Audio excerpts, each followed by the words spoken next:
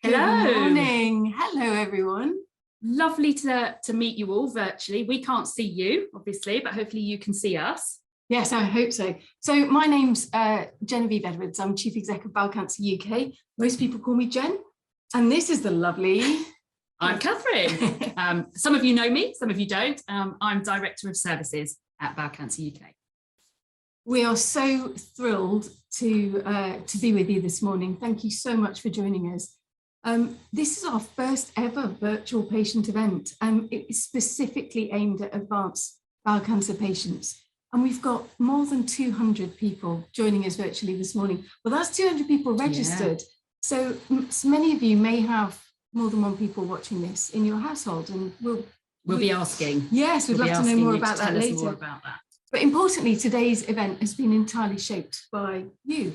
In order to deliver this event and make the day the information that you really wanted to hear, to make it as valuable as possible, we've reached out to the bowel cancer community, as we always do.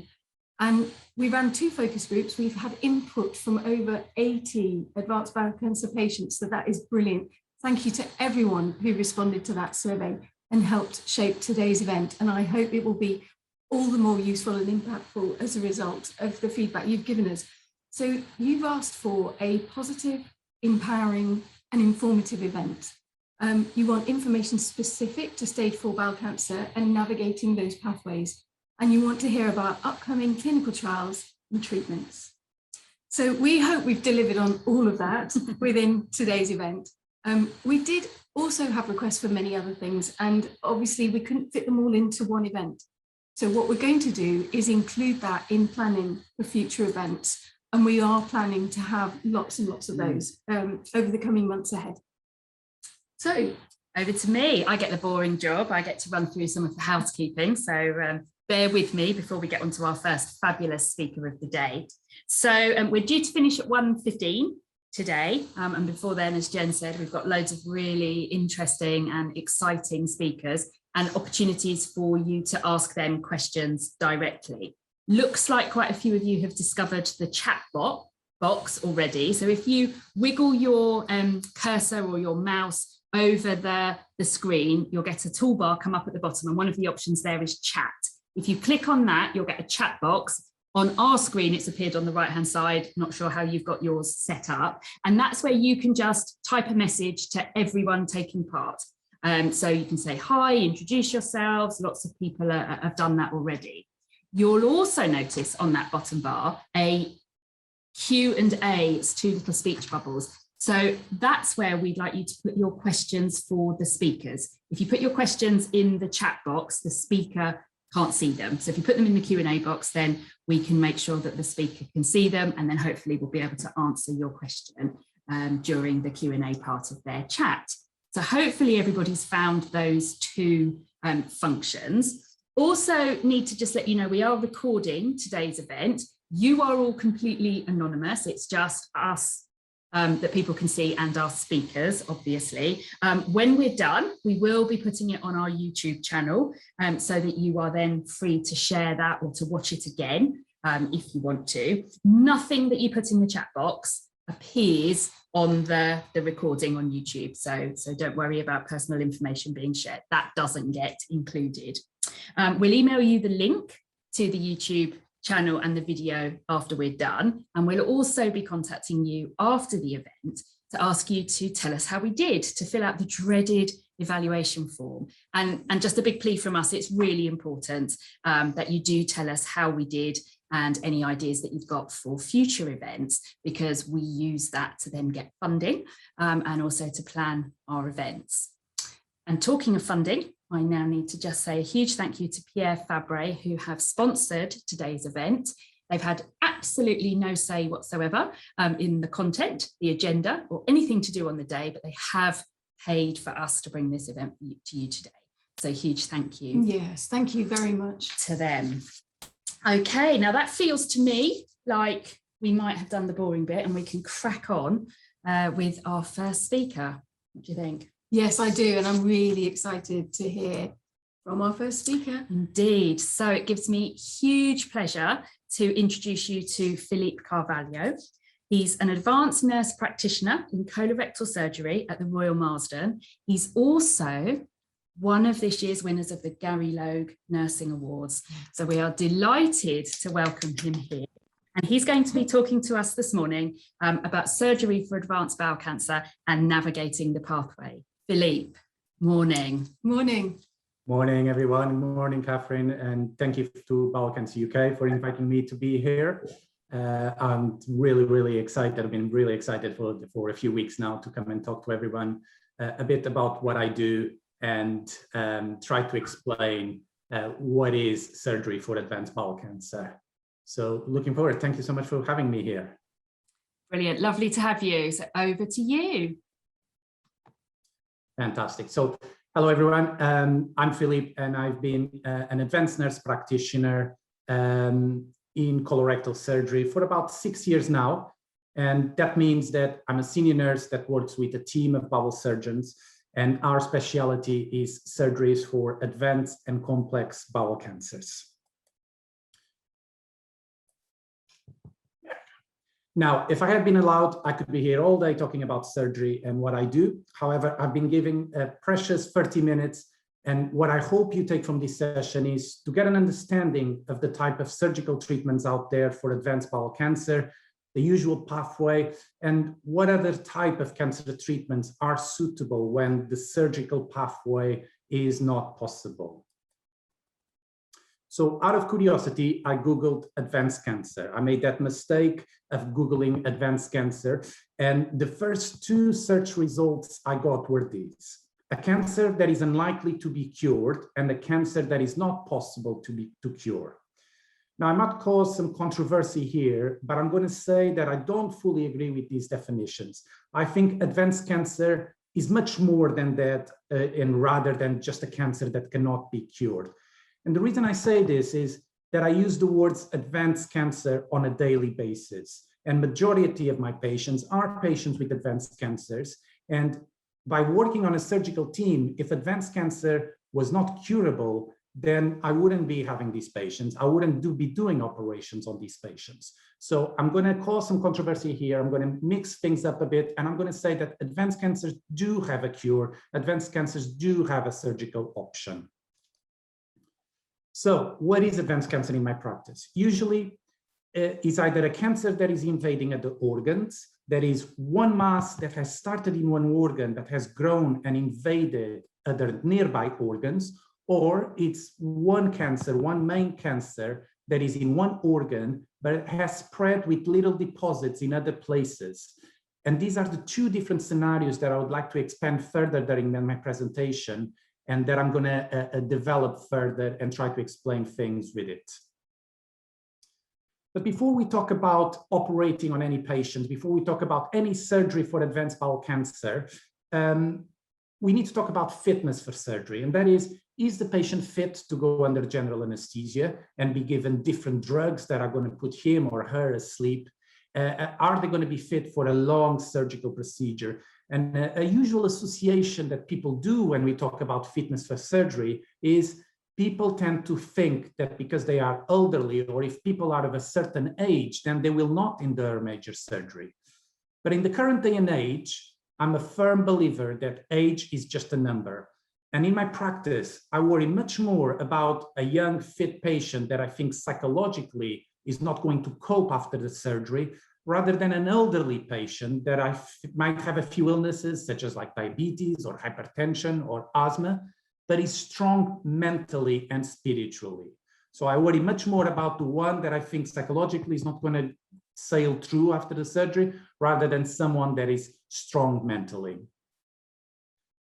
So the pathway of our patients after we decide to go ahead with surgery is to get a comprehensive anesthetic assessment. That is, we get an anesthetist to see our patients, because the cancer operations we do are long and complex, and we often describe them as climbing a big hill with the possibility of a few bumps in the road. So it's massively important to build up patience for that big hill by identifying areas that we can optimize. For example, if the blood pressure of a patient tends to run a bit high, we might start a tablet that will bring that blood pressure down. If the patient has some sort of poorly controlled asthma, we might give him some nebulizers to improve the asthma and make the patient fitter for surgery. And here are some of the reasons why we need to try and get patients as fit as possible for surgery. Because surgeries for advanced cancers, they are long surgeries. They can take sometimes 12 to 16 hours. To keep the heart and the blood pressure stable, we can give anything up to 35 liters of fluid during the surgery, which can include blood products such as blood transfusions, platelets, amongst others. And patients might bleed a little bit, so we might have to give those blood products. Hence, we need to make sure that the lungs and the heart function will be able to process all this amount of fluids that we need to give during the surgery. And in addition, because they are such long surgeries, by the time we finish them, the body reacts to this offense by develop something called SIRS, which stands for Systemic Inflammatory Response Syndrome. And basically, this is the body gets inflamed, gets a lot of swelling, and including on the airways, which is the pipes we use to breathe. So we often have to connect the patients to a ventilator to help them to breathe until all that swelling comes down and the patient can breathe on its own. But what I mean about this is they are big surgeries, and therefore we need to prepare the patients the best we can do, so their body reacts in the best way to this type of surgery. Now, this is one of the tests we check before the surgeries to check for the heart and the lung function, and it's something called CPET, which stands for Cardiopulmonary Exercise Test. And what we do is we get the patient to sit on an exercise bike. We put this mask on his face, we connect the blood pressure cuff, we put some electrodes to monitor his heart. And what we do on the exercise bike is we simulate going up a hill. So exactly as I mentioned before, that the surgeries is like climbing a hill. And we recreate that surgical scenario while monitoring the oxygen levels, the heart rate, the blood pressure. And by doing so, we can find out how the heart and the lungs react under stress, how far we can push the body, and how the body will react to the trauma of the surgery, and what type of coping mechanisms it develops.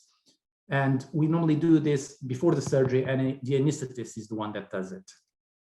Now, what if the patient has a poor CPET test and the anesthetist says he's not fit for surgery? Well, that's okay. It's not the end of it.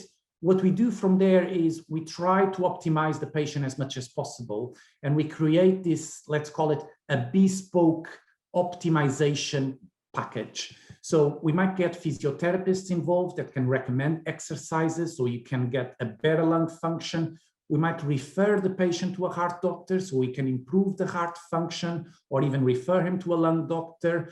And then later, we can try to do the CPET again and see if the patient, after that optimization, is now fit for surgery and passes the CPET test. And in summary, just some points regarding anesthesia is, what we need to consider is the patient fit for surgery, or will we be causing more harm by trying to do an operation that can potentially lead to some form of complications? Does the patient have any previous medical history that we need to worry about? Or has he had any previous cancer treatment that might lead to a few bumps in the road? Sometimes patients that have chemotherapy, their immune system, their defense system might become a little bit weaker after the surgery, which is okay. We just need to prepare for it. And what are our options if the patient will never be fit for a surgery? Should we look into having some kind of maintenance chemotherapy to prevent growth of that cancer? So this is all the things we need to bear in mind when we are looking into anesthesia and surgery. And moving to the surgery itself, and using one of the definitions that I used before, that is one cancer that has grown and invaded our organs, one of the biggest surgeries we can do for those types of cancers is something called total pelvic xenteration. Now, this is what we surgery do when we have a rectal or an anal cancer that is invading into the organs. In the men, it's normally the prostate and the bladder, and in the women, normally the uterus, the bladder, and occasionally the vagina. And what we do is we remove the anus, the rectum, and the lower part of the bowel called sigmoid colon, and we do a stoma for the poo. And then we remove, let's say in the man, the prostate and the bladder, and we do a stoma for the urine. Now we need to do an incision in the tummy, and we need to do an incision in the bum, and we take the whole cancer out as one big specimen that comes out through the bum. Now that leaves a little defect, a little hole in the bum. And what we do is we get our plastic teams, our colleagues, and they come and they use a piece of skin of the patient's own body to close that hole in the bum and to make the bum look very nice. Obviously, this is a big surgery, one of the biggest that the human body can have. It takes anything from 12 to 16 hours, so it's a whole day in theater. And in addition to the colorectal and the plastic steams, there is also a neurology team that comes and helps with the stoma for the urine. And then in the case of women, if we have to do the vaginectomy, we also get the gynae team to come and help us. So at any given time, there might be around 20 people in surgery. And like I said, it's a big surgery and patients tend to stay 3 to 4 weeks in hospital. Hence, having a good build-up process, having a good optimization process, it's super important. And from an anatomical point of view, this is what you do. So if we have a rectal cancer here that is invading into the front, in the case of the women, in front of the rectum, we get the womb, the ovaries, the bladder here, and the cervix. And like I mentioned, we need to take everything at one big sample, because what we don't want to do is if we do different cuts, we might spread cancer cells into other parts of the body. So everything has to come out as one big mass, and it comes out through an incision made in the bum. In the case of the man, we got the rectum here. In front, we got the bladder. The prostate is there. And again, we have to take all as one big mass through the back passage. Now, this is the cases where the advanced cancer is invading to the front. Sometimes it also invades into the back. And in the back of the rectum, we got our tailbone or sacrum, okay? And sometimes we also need to do a little cut on the sacrum and take everything as one big specimen. But I'll explain further what involves when we take the sacrum out. And this is a picture of what normally the first few days after the surgery looks like. So this is in the critical care unit. There will be a few pumps to give different drugs, and other pumps to give intravenous fluids, sometimes artificial nutrition. Most of the time there will be an epidural for pain management. That is normally what pregnant ladies have to deliver babies. So a little line that goes into your spine to numb things and to give you pain relief.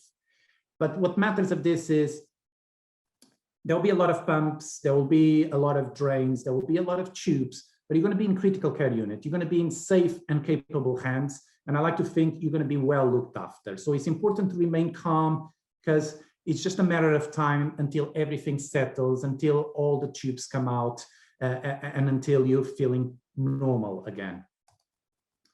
So in going back to when it invades the sacrum or the tailbone, what we do is we either take, for example, a little slice here of the sacrum, or we have to do what we call a sacrectomy. That means we just have to cut the tailbone like that. And it's going to depend of where and how the cancer is invading the tailbone. However, one thing to bear in mind is the higher you go on the sacrum bone, the sacrum is full of these tendons, full of nerves that are responsible for a lot of things. One of them being, it's the nerves that allows us to walk, to bend our legs, to tap our feet. So if the cancer is very high on the sacrum, if we have to cut very high on the sacrum, that might lead to complications where patients cannot, might not be able to walk, might not be able to bend their feet. So a lot of consideration has to be given to, if we cut the sacrum very high, how is the quality of the life of that patient going to be after the surgery? So we really need to ascertain how high that cancer invades into the sacrum bone. Now, I mentioned that after surgery, after this type of surgeries, there will be a urine and a stoma. There will be a stoma for urine and a stoma for poo. But we can also have one stoma for both urine and poo, and that's what we call a Carter stoma or a double-barreled stoma. Now, it probably, as a patient, if you get offered either 2 different stomas or 1 stoma for both things, you probably will take 1 stoma rather than having 2 separate stomas. Now, when we do these type of surgeries, the urology team adores these type of stomas. They're always very keen in having these types of stomas. But as colorectal team, we're not so keen. And in fact, we do about 40 total pelvic exenterations a year, and probably 1 or 2 a year, we do a double-barreled wet stoma. And the reason is that because when you have both urine and feces mixing together, the bacteria and the flora of the bowel can travel to the kidneys through the ureters, which are these little tubes, and cause nasty kidney infections that require patients to be admitted to hospitals for intravenous fluids because of those kidney infections. So consideration needs to be given about the quality of life as well if these type of things happen, because you don't want to go through all this massive surgery to go through 1 month staying in the hospital, if then after the surgery, every other month, you're going to have to go to a hospital to have antibiotics because of a nasty urine infection. So a lot of consideration needs to be given to the type of patients we give these stomas, and mostly the decisive factor is the personal or professional life of that patient, because there are some if, for example, we did one of these stomas for a bus driver, and as a bus driver he could not stop every hour to empty his bags for his stomas. So we gave him these type of stomas because with these type of stomas, you can have a bigger bag. So he would have to empty that bag less often. So it was basically his professional occupation that dictated him having one of these stomas. So in summary, the points to consider in total pelvic exenteration surgery are, will the patient benefit from major and radical surgery, or is he better off in having just a stoma done to divert the traffic of poo from the cancer and stay on maintenance chemotherapy to prevent further cancer growth? And you might ask, why won't you do the massive total pelvic exenteration surgery, and instead you will do just a stoma? So I can give you an example. I recently had a 91-year-old patient that needed a total pelvic exenteration. We got him to see our anesthetist, and the anesthetist said he was fit for major surgery. Now, you might be surprised by this, but this was a very fit patient, a very fit 91-year-old patient that walked a couple of miles every day. And in fact, he walked to hospital for all his appointments. But when we sat down with him, we offered him surgery, he said he didn't want it. He said he had lived a good life. He had survived the Nazi concentration camps. He had actually run away from the Nazi concentration camps when he lived in Poland. He had a good life. He had sons, grandsons, great-grandsons, and he didn't want to have a long surgery in the same hospital for a month or more than that and have a flap on his bum. We tried to convince him, saying, you can have this surgery, you can live for more years, it won't be the cancer affecting you, but he just didn't want it. So what we did for him was, he had the cancer here in the rectum, and his only main symptom was a bit of pain every time he tried to open his bowels. So we just did a stoma for him, which was a quick surgery to divert the traffic of poo into a bag, so he wouldn't feel that pain anymore, because he wouldn't be able to open his bowels anymore through the rectum. Everything would go to a bag. And then what his oncologist did was they kept him on chemotherapy, maintenance chemotherapy, to prevent the growth of the cancer. And this was about a year ago. I saw him in clinic recently, and he's still going on, going on with his life, still walking to the hospital to his appointments, still doing his things that he likes to do. And in the end, it was his decision, it was his choice, it's what he wanted. And me as a healthcare professional, I need to respect those patients' decisions. Another point to consider is, will the patient benefit from having 2 stomas, or will he benefit from having a cartostoma? And if sacrectomy is required, that is when we have to cut the sacrum, the tailbone, how high do we need to go?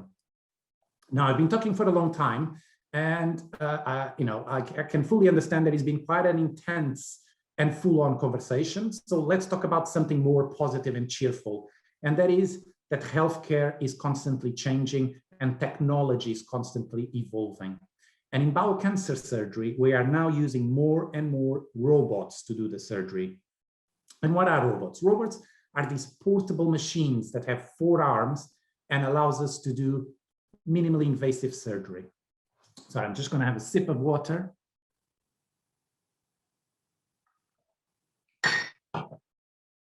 And what the robots allows us to do is the robots allows the surgeon to have more precision and flexibility.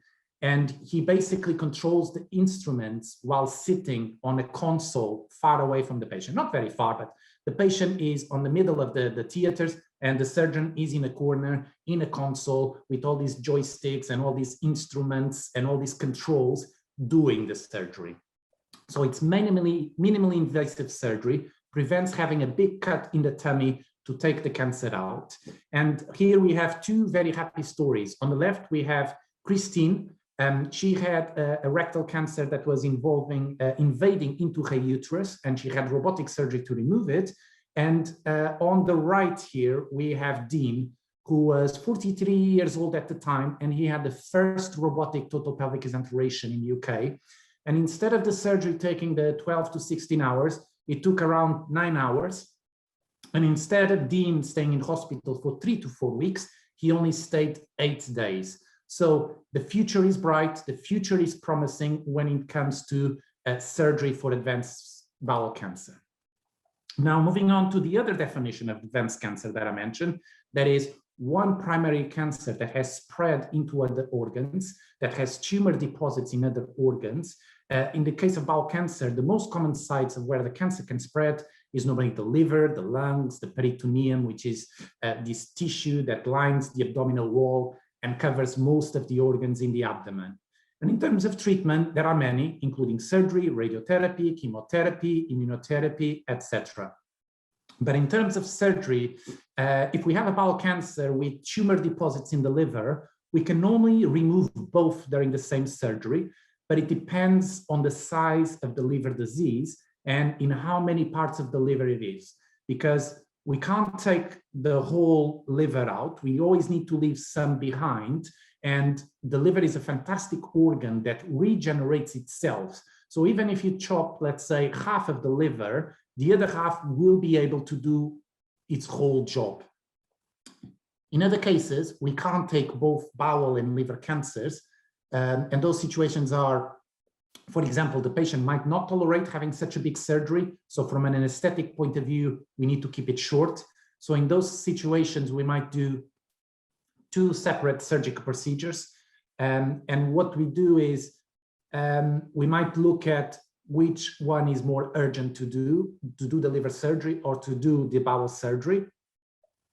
And but however, not always surgery is required for the liver disease. There are other treatments such as, even for lung as well, treatments like radiofrequency, which are quick procedures, where it's like embolization or ablation. That basically means these are treatments normally done in radiology. And what they do is they just burn these tumor deposits. And it's a very quick procedure, requires to stay in hospital for 1 or 2 days.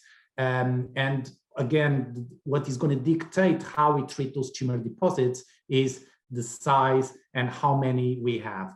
And even for the lung one, in addition to the ablation and to the embolization treatments, there's also lung surgery that can be done, namely pulmonary metastasectomy, which involves taking part of the lung and sometimes the whole lung. So there are treatments out there when you have metastatic bowel cancer.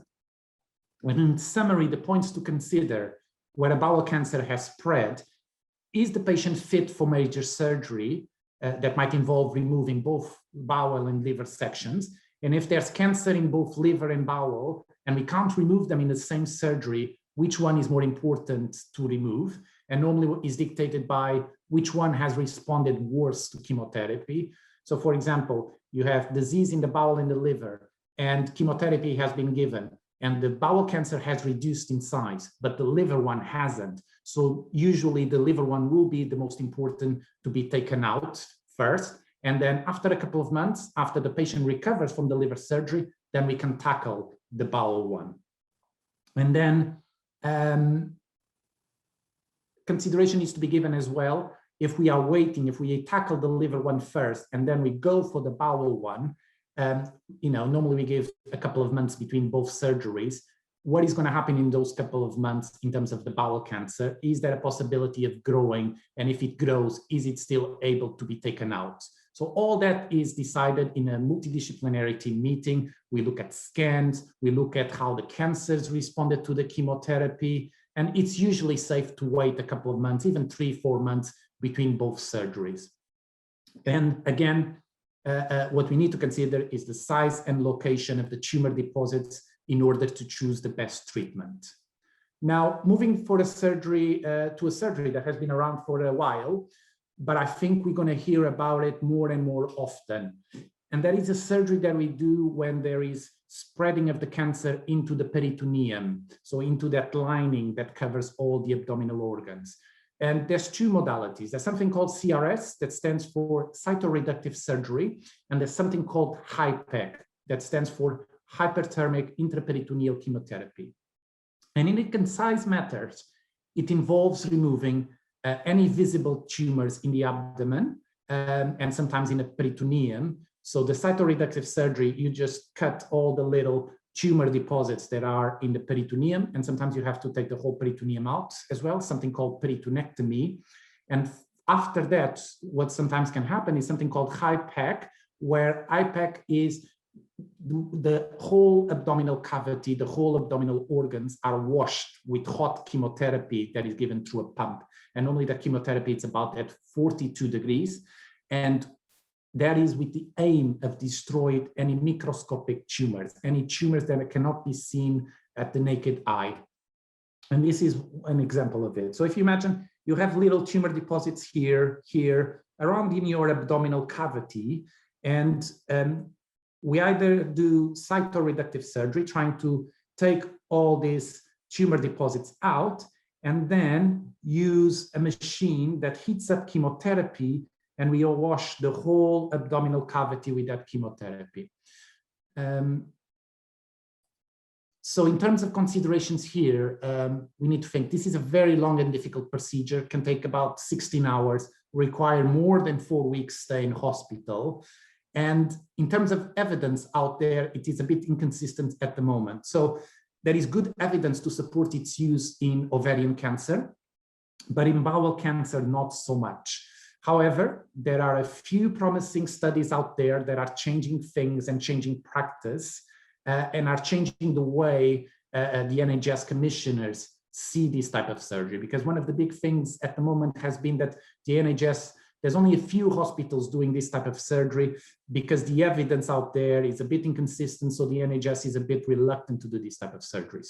But things are changing, like I said. And in fact, the hospital I work in, they don't do these type of procedures, but we're going to start doing those procedures very soon because we have managed to agree with the NHS commissioners to sponsor this type of surgery. So watch this space. Things, like I said, are constantly changing. Healthcare is constantly evolving, and the ways we deliver treatment are always changing. Now, I'm probably running out of time, and you probably have had enough of me. So I just want to finish with some advice, and that is speak with your team, ask them any questions, express any concerns you have. Don't be shy. We are here to help and explain things. Sometimes during clinics, we give a lot of information, and as a patient, you can only process a certain amount of information. So when you get home, write your questions in a piece of paper. Anything that comes up to your mind, write them in a piece of paper. Take that piece of paper to clinic the next time, or even send an email to your specialist nurse. She might take a few days to come back to you, but she will come back to you because as healthcare professionals, we are here to help you. And then another advice is, if you are searching for answers online, please use reliable sources of information. I can recommend the Bowel Cancer UK website. and I've recently helped them update the surgical information that is there, so I know you can rely on what is there. They have a very good section of surgery for advanced cancers. And finally, when in doubt, get a second opinion. You should trust your team, you should trust what they are offering you, but if for some reason you have some kind of doubts and you want some kind of reassurance, just ask a different hospital to comment on the treatment that has been offered to you, just to get that reassurance that you are being well looked after, that you are being given the right treatment. So I hope that was beneficial. I hope you took some important knowledge from here. And I think we're going to have a Q&A now. So over to Catherine and Jen. Thank you so much for that. It was absolutely amazing. And you finished bang on time as well. Yeah, perfect timing, setting the bar really high for speakers for the rest of the day. Yeah. No, you won't have had a chance to look at the Q&A box, but there's been a lot of questions, as you might imagine, generated on the back of this. So we're going to try and rattle through a couple of them, aren't we? Yes. Yeah. So we're going to start with lungs. So we've had a couple of questions about cancer affecting lungs. So one of them is like, what do you expect if you're told that the cancer has moved to your lungs? How's that going to present? What's that going to look and feel like? And then also somebody else, Helen, has said she's scheduled to have 3 sessions of radiotherapy for her lung met starting on Monday. So good luck, Helen, on Monday. And she just wants to know if there are any tips or suggestions from you for coping with that. So with the lung tumor deposits, we have to first see the whole scenario, the whole picture. First of all, has the bowel cancer been treated already? And this is kind of further down the line that the tumor deposits in the lung have showed up. So normally if you have a bowel cancer and you have lung deposits, with the lung tumor deposits, they normally don't take priority because lung tumor deposits take time to grow and take time to actually manifest and give symptoms to the patient. So normally you tackle the bowel cancer first, and then at a later stage, you can tackle the lung ones. In terms of lung radiotherapy, I wouldn't expect major side effects of that radiotherapy. I think we can expect the effects of radiotherapy to any part of the body. So there might be skin changes, there might be a bit of itchiness, the skin might get a bit inflamed, so you might have to put some kind of moisturizer to hydrate the skin. And with any treatment, either chemotherapy and radiotherapy, you might expect a little bit of fatigue, a little bit of tiredness. You might have to, schedule some resting sessions, some naps after that during the day. But, with 3 sessions of radiotherapy, I don't expect major complications or symptoms or anything like that. Brilliant, thank you. And if there's anybody has got a top tip for, you're allowed to name brands in our chat box. So if you've got a particularly good dry skin moisturizer tip that you want to share with everyone, stick it in the chat. And good luck on Monday, Helen. Yeah, good luck, Helen. We've also had a question from Sophia, and this is about potassium. So her dad's got stage 4 cancer, had the tumour removed in his sigmoid, and he's waiting to start chemo. As he has a spread, but Sophia says his potassium levels keep increasing and he ends up in hospital. Would that be linked to having cancer, or is there no link? It can be linked. So having high potassium can be linked to the cancer itself. Now, in terms of potassium management, when you have low potassium, you can normally increase your potassium levels with things like diet and supplements. But having high potassium doesn't work in that method. So having high potassium, the only thing that can be done that doesn't require being to hospital is having like a good fluid intake. So you're processing that potassium out of your body. But otherwise, the treatment for high potassium normally requires having a drip with fluids to lower those potassium levels down. But I would say having high potassium could be linked to the cancer, could be linked to other things, such as the kidney function. If, for example, her dad doesn't have the best kidney function that is expelling that potassium out of the body and instead is accumulating the potassium, but it could be connected to the cancer, definitely. That's great. I really hope that helps answer your questions, Sophia.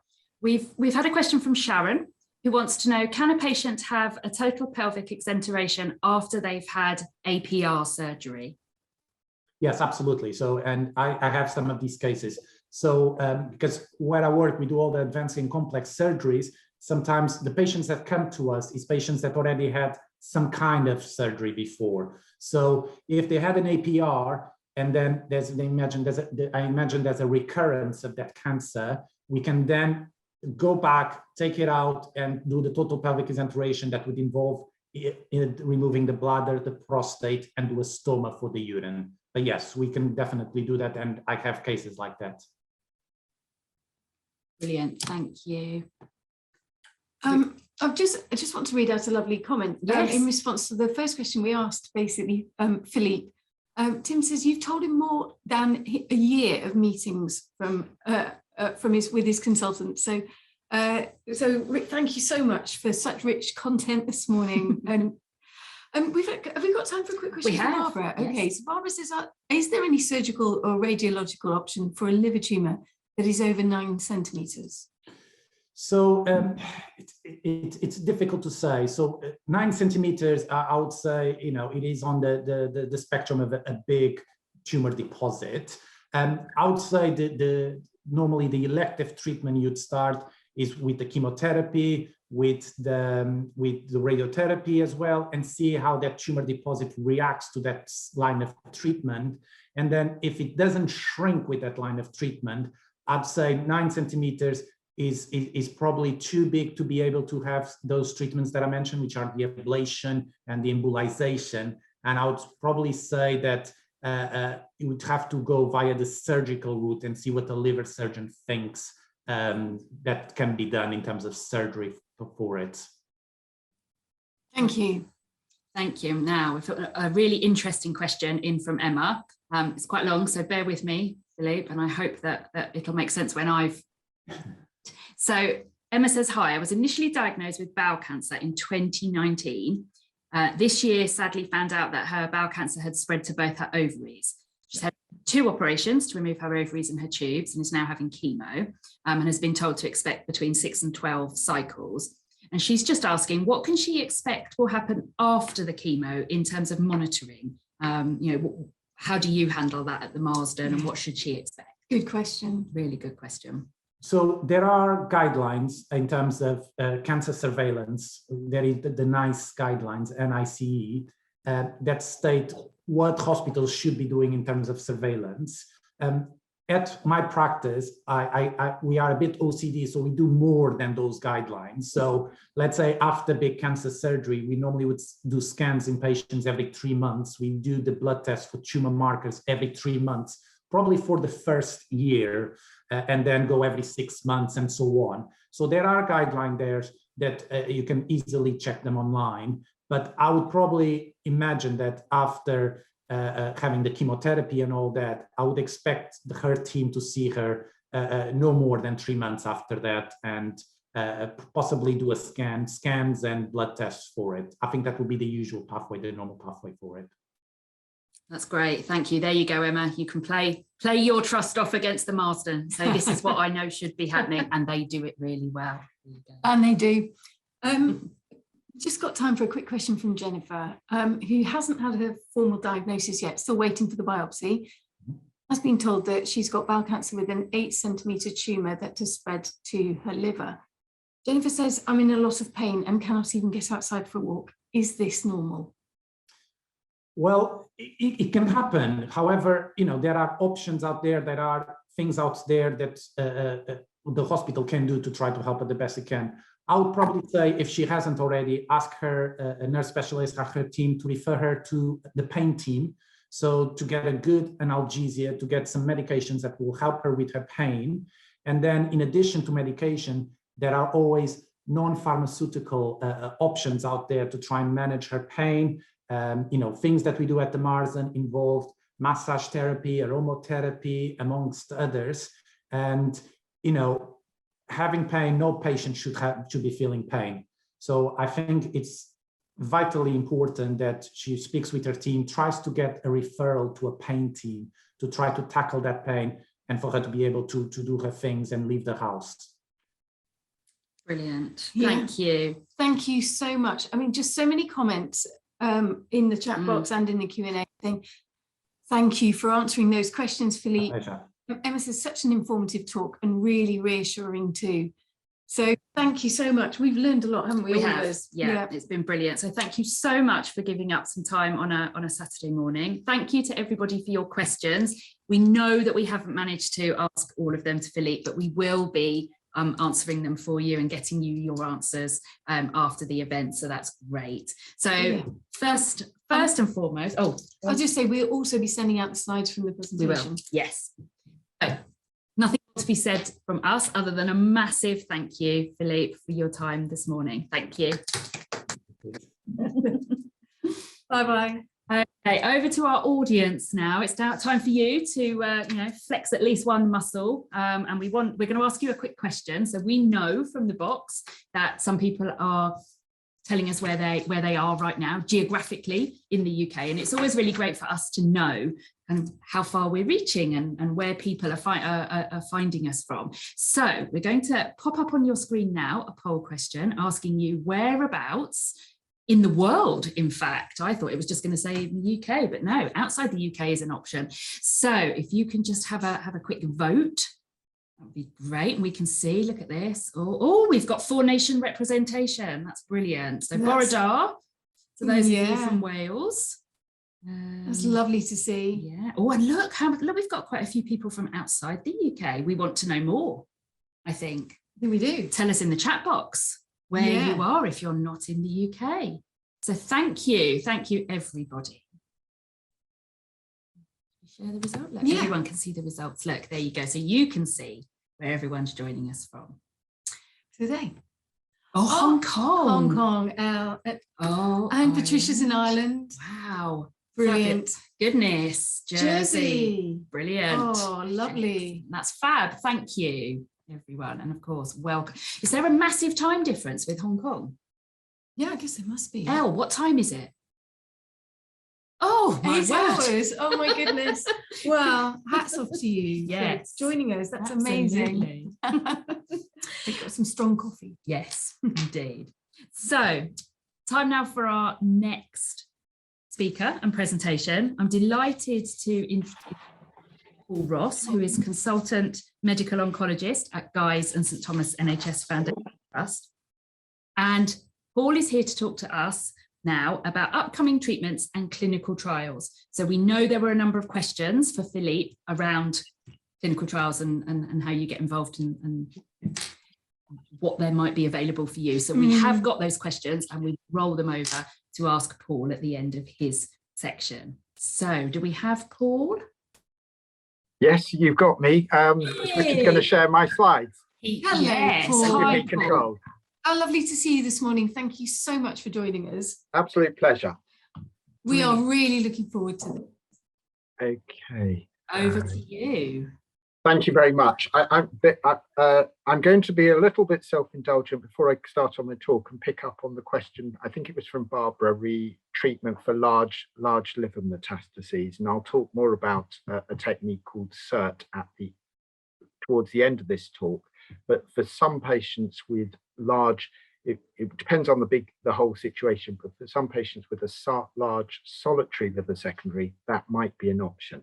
I want to talk to you this morning about new and upcoming treatments and clinical trials for advanced or metastatic colorectal cancer. Thank you. The background is that obviously this is a disease where the systemic therapy options and treatments for advanced disease have moved on immeasurably over a 30-year period. 30 years ago, we had one drug which didn't really have a big effect. Now we make much greater impact.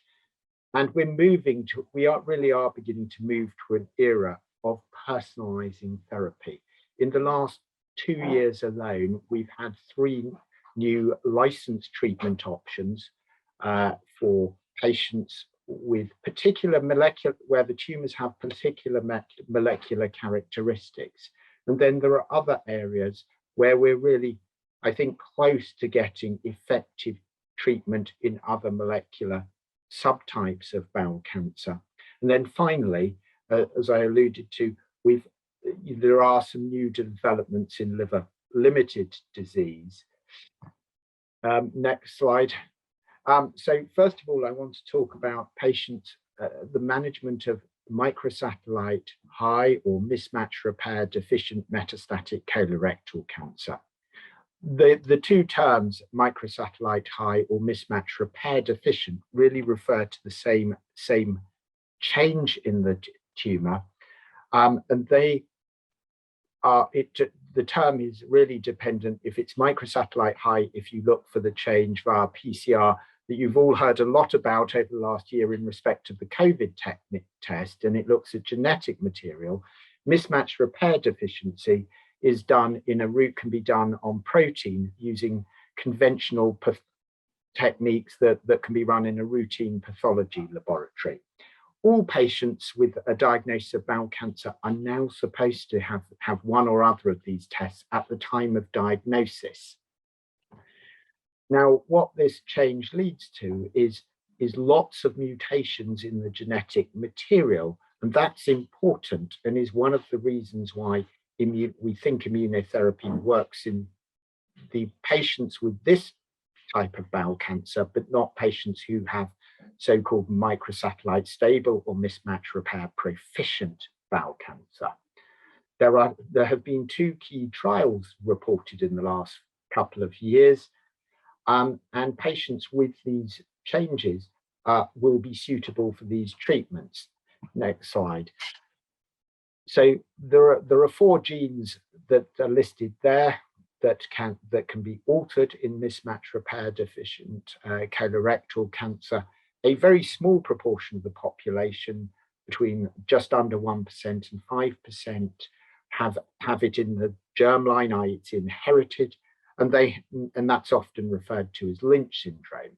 But far more common, particularly as we get a bit older, is it still arises, this change develops in the cancer itself, and it's not in inherited risk. And that arises in about 10 to 20% of bowel cancers. These bowel cancers have a greater propensity to be on the right side of the bowel than the left. But actually, if you have a bowel cancer with these changes, the risk of getting secondaries is actually very low. These cancers have a very good outcome after surgery. So they only represent about 3.5% of all patients who go on to, who unfortunately develop secondary bowel cancer. Next slide. So there have been, I mentioned there have been 2 trials.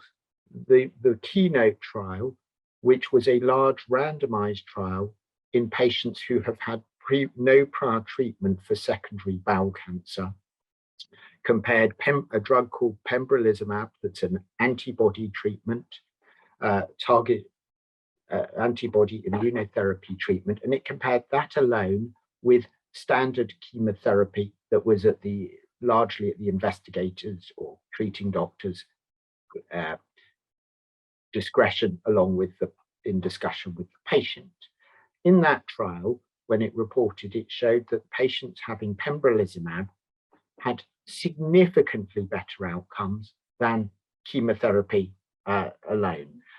We were very fortunate that actually, as part of the COVID arrangements, we were therefore given access in advance of the NICE decision. But I'm pleased to say that NICE then approved pembrolizumab for the treatment of bowel cancer with this molecular change in the autumn of last year, and is now available absolutely as a standard treatment. What if you don't have, for some reason, you don't have pembrolizumab as first choice treatment? And there are good reasons why that might happen. Well, there's this combination of 2 immunotherapy antibodies called nivolumab and ipilimumab that's given initially as together for 4 doses every 3 weeks, so over 3 months. And then you can continue nivolumab, which is very similar to pembrolizumab, on either given every 2 weeks or every 4 weeks. This particular study looked at 119 patients. Over 3/4 of the patients had 2 or more courses of previous chemotherapy. So a tumor shrinkage rate of nearly 50% is extremely impressive in this context. And if we go on to the next slide, we can just see here that and I'm not going to talk about numbers, but the combination is in the blue is doing much better than the just nivolumab by itself in the yellow.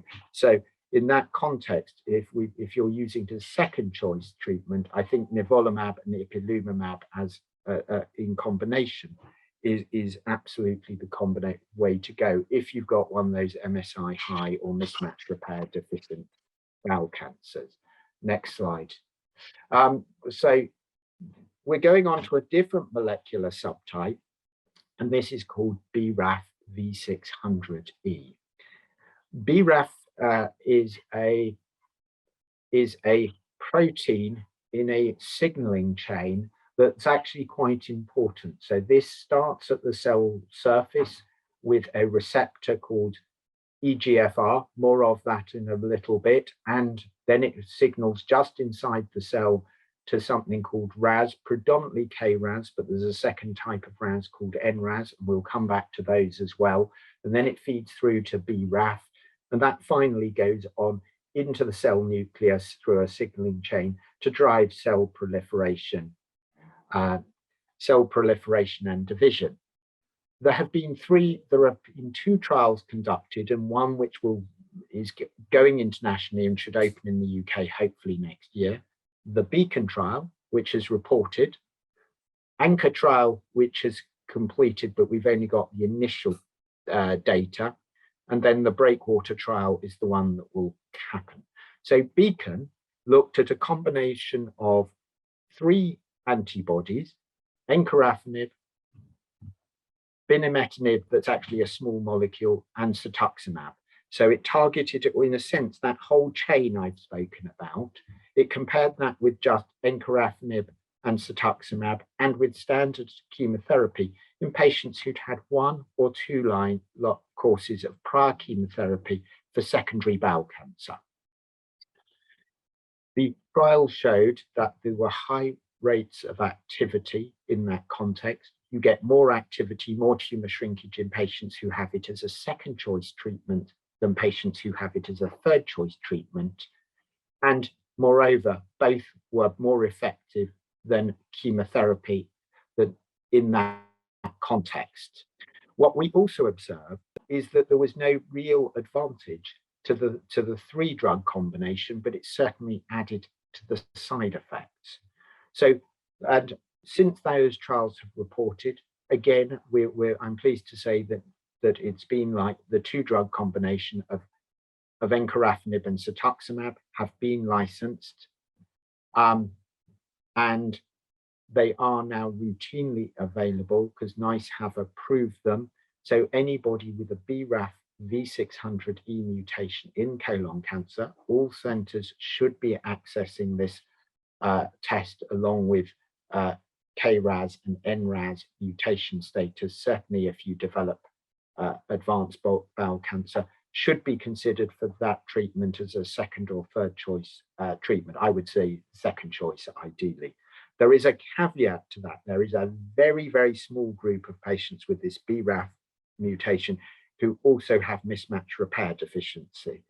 And there's a real debate going on as to which order we should give immunotherapy versus the BRAF.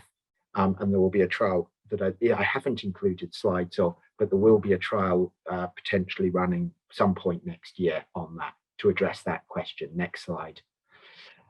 So this is the Anchor trial that it's a first line, previously untreated patients.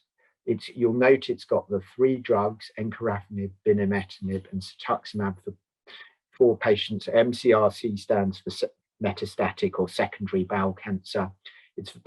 It started before we knew that 2 drugs was as good as 1, hence we've got the 3. And this is just the first part of the study. The second part we haven't seen data on as yet. It included just 41 patients, sort of fairly typical age for bowel cancer at 67. slightly older than some studies, which in a way is good to see. Performance status, all patients had to be fit and well, so just over half were pretty much normal, and the rest had totally normal fitness. Nearly 80% had more than 2 sites of metastatic disease, and half had peritoneal. That's this abdominal disease that Filipe referred to, and that is typical of BRAF mutant disease. In most bowel cancer, you don't see peritoneal disease at that frequency. But high, again, and this is a significant step up in tumour shrinkage rate from what that observed in the Beacon study. Half the patients were showing tumour shrinkage. And I'm really await the second stage, which is now fully recruited, and I anticipate we'll probably get those next year, what the final results of this study are. But if we go forward, because what's important in terms of routine practice is going to be this so-called breakwater study. I've no idea how they came up with this name, which is a randomized study looking at the combination of the 2 encorafenib and cetuximab in combination with chemotherapy. So there's a safety lead-in phase that's, I think, being run pretty much exclusively in the USA. And those can be in patients who've had 1 lot of prior chemotherapy, just looking at the safety of the combination of encorafenib and cetuximab with our 2 relatively standard chemotherapy combinations, FOLFIRI and FOLFOX.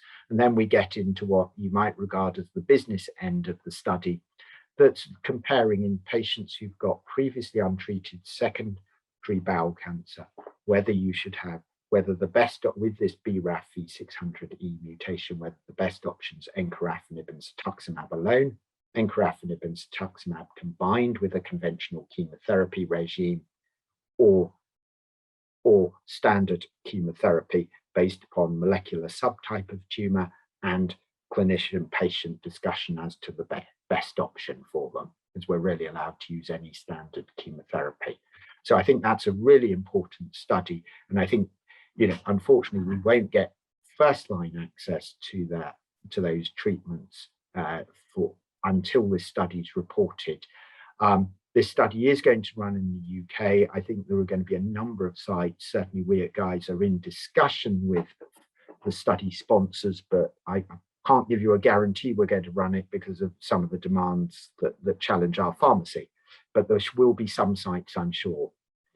Next slide, please. So you've heard about, many of you will have heard about cetuximab and panitumumab. These are standardly used antibodies in secondary bowel cancer that have had licenses for about 15 years now. But we still don't know the best way to use them. These are antibodies that target that receptor that I mentioned, the EGFR receptor, and they block the cell signaling into the pathway. Now, one of the challenges has been that if you have a RAS, if RAS is mutant, and it can be altered in about 40 to 40, somewhere between 40 and 50% of colon cancers, and indeed commonly in other cancers, if it's abnormal, it's permanently switched on. So blocking signaling from above doesn't work. As we did more and more of these studies and did analyze them, we then started to spot that most of the benefit, even if the RAS gene is normal, was in patients whose primary bowel cancer had been on the left side of the bowel and not on the right side of the bowel. Now, some colleagues of mine, Jennifer Seligman, supported by Richard Adams, they're based in Leeds and Cardiff, did some very good work and discovered there are some proteins that are called, for short, AREG and EREG, may modulate this and may define a group of people with right-sided bowel cancer that has spread who may still benefit from this treatment. And there will be a trial called Ariel that will run should open next year. So if we move forward to the next slide, where, oh, we've skipped. But yeah, one forward, one more. That's it. Brilliant. Thank you. So I can't claim any credit for this slide. This is for Jenny, from Jenny Seligman. So you've got 100 patients with advanced bowel cancer. As I said, about 50% will have normal RAS. If we add in the RAF mutations, that drops to about 40 to 45%. Many of those will have left-sided bowel cancer, and if you've got a left-sided bowel cancer in this situation, you should have treatment with chemotherapy plus cetuximab or panitumumab as the first choice treatment. If, on the other hand, you've got a RAS wild, if on the other hand your bowel tumor started on the right side of the bowel, then there's this debate. If you're in North America, what they'd do is not give you cetuximab or panitumumab as first choice, but may be able to use it, may choose to use it later in the course of treatment if required. Because of NICE rules, we either have to decide with a patient to use it or not use it, and these drugs, these antibodies do add to side effects. So what we will do is we can screen everybody who's got a right-sided tumor for these EREG and AREG, and that will be about 10% of the 100 patients, or about 2/3 of those with the right side and RAF normal. So if we go forward, and then this is the study itself.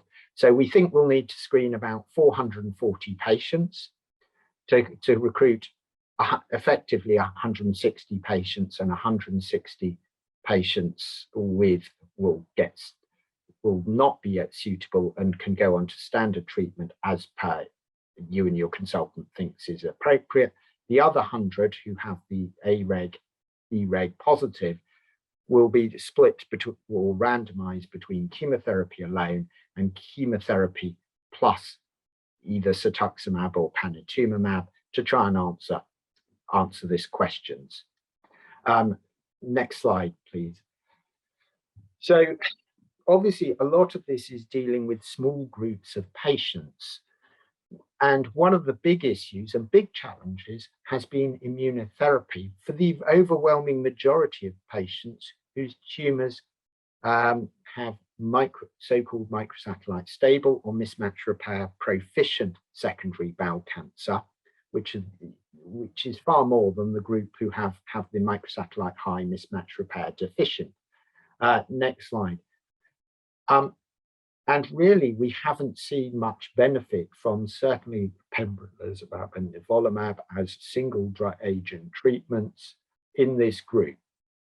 A couple of years ago, there was lots of excitement about this phase 1b. Phase 1b is a very, very early study, and there were just 25 patients with bowel cancer and 25 patients with stomach cancer. It was done in Japan. It was a good study and very interesting. And it was done sort of in the same sort of population who would get third choice chemotherapy, which in the UK predominantly means Lonsurf or trifluridine tiprazil, to give it its generic name. And this drug Rego or regorafenib is also licensed in this indication, although not NICE approved. And what we saw from this combination is it led to much higher tumor shrinkage rates than either of those as a single agent. For reasons best known to the various pharmaceutical industries, that wasn't pursued. But I'd like to say that another company did pursue that strategy, and that's called the LEAP-17 study. LEAP-17 is a randomized study of a drug called lenvatinib with pembrolizumab that you've heard me mention earlier. Lenvatinib works at a cellular level very similar way to regorafenib, and I'm not going to go into the details unless anybody wants to. And that's compared to standard third choice chemotherapy of either regorafenib or Lonsurf, and that was investigators' choice. This has been one of the fastest recruiting studies opened. We were and it was slightly bizarrely managed. We were only allowed 27 patients in the UK. It's not quite completed recruitment. We've got another 7 patients we're now allowed to recruit in the UK. 6 of those are already in screening, and 1 more. I think it was going to be a scrabble to find somebody. So Who qualifies? It's most patients who've had 2 lots of chemotherapy and have a microsatellite stable or mismatch repair proficient tumour.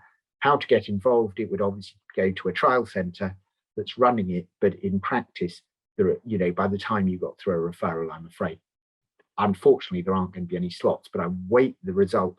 I think if those results are confirmed, the results of the phase 1b study are confirmed in a randomized study, I think it will define a new standard of care in third choice treatment for the majority of patients who don't fit into a nice molecular subgroup. Next slide. Then we're going on to some novel targeted therapies. The first of these is licensed and is NICE approved. NTRK inhibitors. These are very interesting. They're sort of where you get fusions in inappropriate fusions in genes that drive cell division and cell growth. But what's interesting is that they're actually quite rare. They occur in many tumors. The tumors where they're common are vanishingly rare, and most of us have never, even in cancer medicine, had never even heard of those tumors until these drugs came along. For patients with bowel cancer, we think the frequency is probably somewhere between 1 in 500, maybe as low as 1 in 2,000. So this is not going to apply to most patients, this treatment. But what we also see is there are 2 drugs, entrectinib and larotrectinib. They both work equally effectively, irrespective of the tumor, if you have these NTRK fusions. These drugs, it's the first time both the European Medicines Authority and NICE have approved a treatment based on a molecular test rather than a given diagnosis. So who should be screened for this? I would argue everyone who has had 2 lines of chemotherapy, which is where they're currently making the test available, should be screened and considered, because it potentially is much more effective in that situation than standard 3rd-line therapy. Through the Genetics Medicine Service Alliances, this test is increasingly available, and hopefully, I think going into next year, hopefully the rate of testing for patients will increase, and if you test positive, then you should have one or other of these treatments. And I don't think at the moment any of us can say whether the one is or other is better for patients with bowel cancer. I think the key thing is to have the test. And if you're one of the small number of people who have these changes, to have one or other of these drugs. Next slide. Next, I'm talking about a group of studies going on in patients whose bowel cancer overexpresses HER2. You may have heard of the drug Herceptin in the context of breast cancer. HER2 is overexpressed in a small group of patients with bowel cancer. There have been a number of trials, there are a number of different drugs. Heracles is one of the first. Who qualifies? Patients with HER2 overexpressed bowel cancer, but we're not routinely testing because there's no licensed treatment. So predominantly it's going to be through clinical trials. Next slide. So there is real unmet clinical need, because we know this is potentially a resistance mechanism to drugs like cetuximab. Currently, no approved HER2, there are currently no approved therapies, but they are quite active. There's a lot of excitement about the drug, the 2 at the bottom. So if we keep going forward, I'll just say this is a very small study, which is why it hasn't moved things forward, but very high rates of disease control, nearly 90%. You know, it's really exciting, particularly given these people have had a lot of prior treatment. Next slide. And this trial is definitely coming to the UK and will open next year. So this is looking at a drug called tucatinib combined with trastuzumab, that's otherwise known as Herceptin. It'll be for patients who have HER2 overexpressed, too much Herceptin basically, which sits at the cell surface, a bit like the EGFR, high response rates. And the trial is going to be a very simple trial, looking at the single drug, new drug, versus tucatinib and trastuzumab. We are still waiting to hear whether the other new drug on the list, which is a Herceptin, really with a carrying chemotherapy, so it's a modified Herceptin carrying chemotherapy, whether that's going to come to the UK. Again, if it does, that trial will run next year as well. Next slide. Finally, or nearly finally in the drug section, I've mentioned KRAS on a number of occasions. This, and I've said about half of bowel cancers will have an alteration in this gene called KRAS. For many years, it was thought there would be no way to target it. But in the media, you may have seen recently, there is now a drug that definitely controls a group, some patients with lung cancer. This mutation does affect a few patients with bowel cancer. It's not the most common form of KRAS mutation in bowel cancer, but trials are if we move on to the next slide, early trials are very encouraging. There are two different drugs targeting it, adagrasib and sotorasib. Not very catchy, I'm afraid, but particularly if we combine these drugs with either cetuximab or panitumumab, we're seeing very encouraging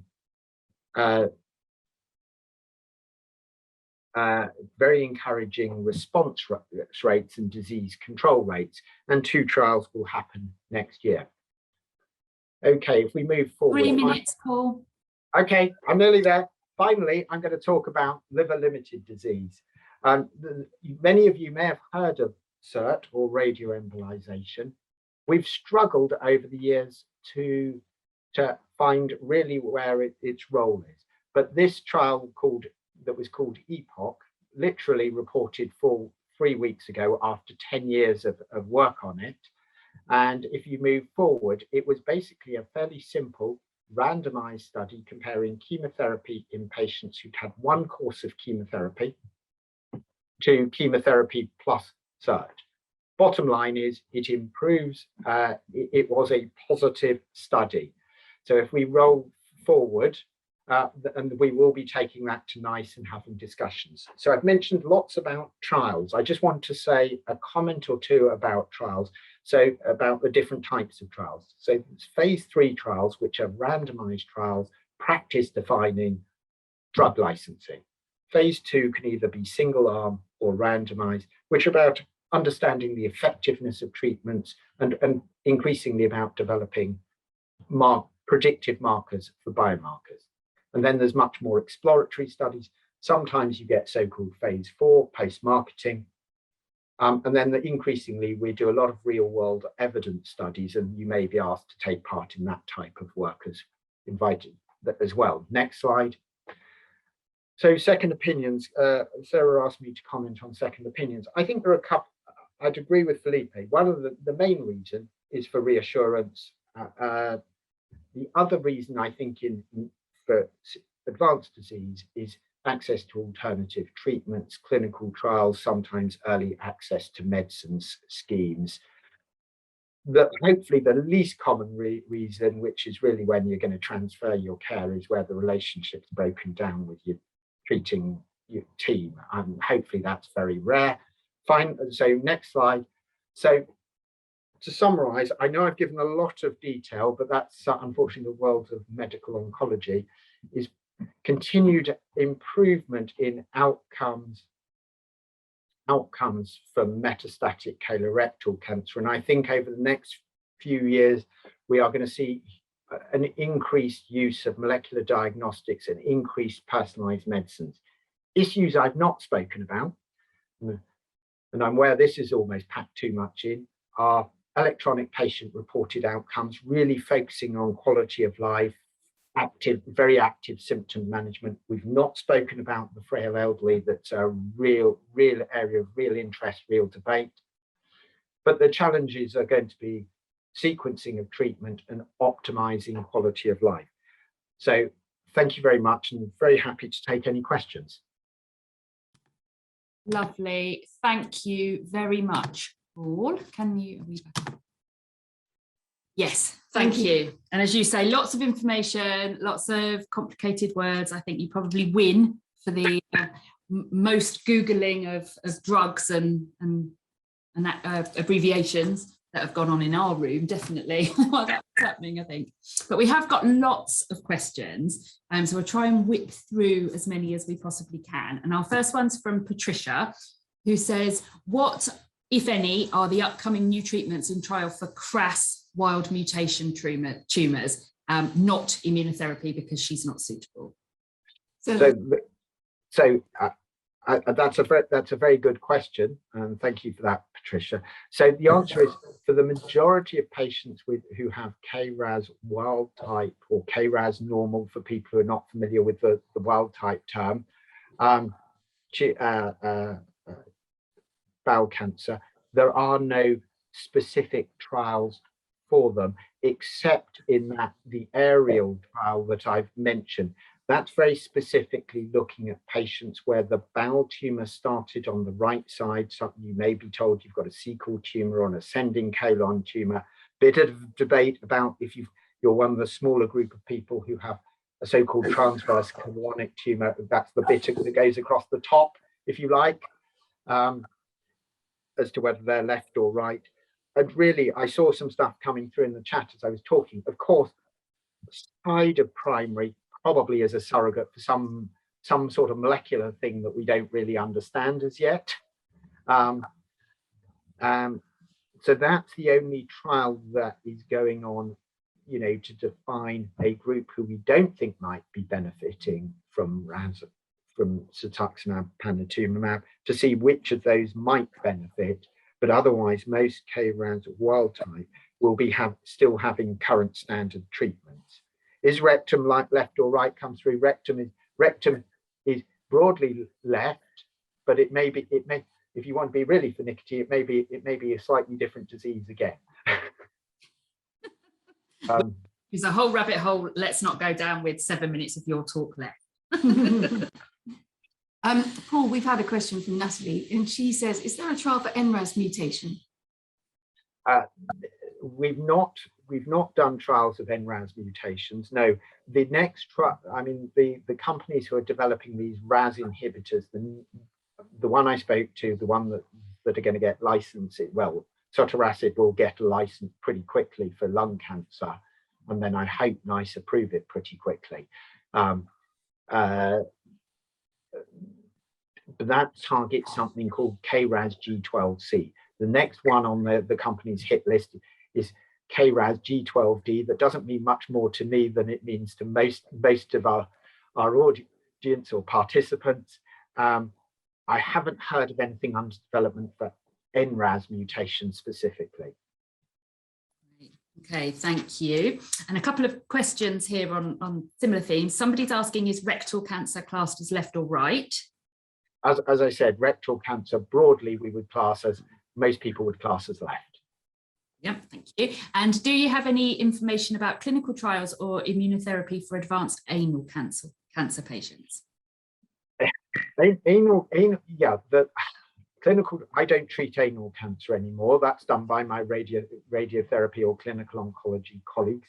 It's a different disease because it's a different fundamental pathology. Colon cancer including rectal cancer, is all a type of cancer called adenocarcinoma. Anal cancer is usually a type of cancer called squamous cell cancer. Anal cancer, much more generally benefits from immunotherapy. And there are certainly trials going on looking at sort of treatment, different ways to deliver the radiotherapy and things to put in conjunction with the radiotherapy, depending on the type and the extent of anal cancer. But as I say, I'm not involved in those studies. Thanks for that, Paul. I've got just a couple of questions if we've got time, both from somebody called Karen, but different people called Karen. The first one is, why is it that trials are considered as a last resort when everything else has failed and health is possibly deteriorating, instead of looking at them together with the standard options? And the second question is a practical one, which is, How do you access a trial? Do you ask your CNS or oncologist? What's the way into a trial? That's a great question. So thank you to the Karens for that question. I think the answer is there has been a bit of a dearth in trials for colon cancer over a number of years now. It had a really rich period, probably in the late 90s through to about 2008, and then it has been a bit sluggish. There's no two ways about it. How do you get into a trial? I think increasingly, unfortunately, it is going to be moving around. I don't know that we are going to have these big trials that ran in every pretty much every cancer center, every hospital again, unfortunately. We do have some real success stories. One of my colleagues at UCL was the second highest global recruiter to the pembrolizumab study that I mentioned. We did a really high recruitment for that sort of study to the anchor study. I think the UK was the highest recruiter, and I, as the lead for the UK, sort of did more than my fair share, shall I say. So we can do it, but often what happens for those really niche studies that patients really want to access is they move around. So I think, the one or two studies for HER2 positive, depending what we end up with next year, they're each going to be open in no more than a handful of centres, maybe 5, 6 centres. So I think it's asking your doctor, is there a study? I absolutely agree. Going into phase 1 studies when everything else is exhausted, well, it's not for everybody. Actually, I was discussing with my own early phase trial colleagues that actually they often have lots of requests for patients with bowel cancer and don't have a lot to offer. And guys, we are involved in a study for a totally novel target that I've not mentioned because it's too early, that will rapidly go to sort of first or second choice. So I think that is a way to do things, that we bring experimental drugs early much sooner, because if we leave it, I think this strategy, if you've got molecular targets, it's much more appropriate to bring it forward quickly than do the historical, last line and gradually bring it forward, because you may miss your signal of activity because you're just giving it to people when they're not well enough.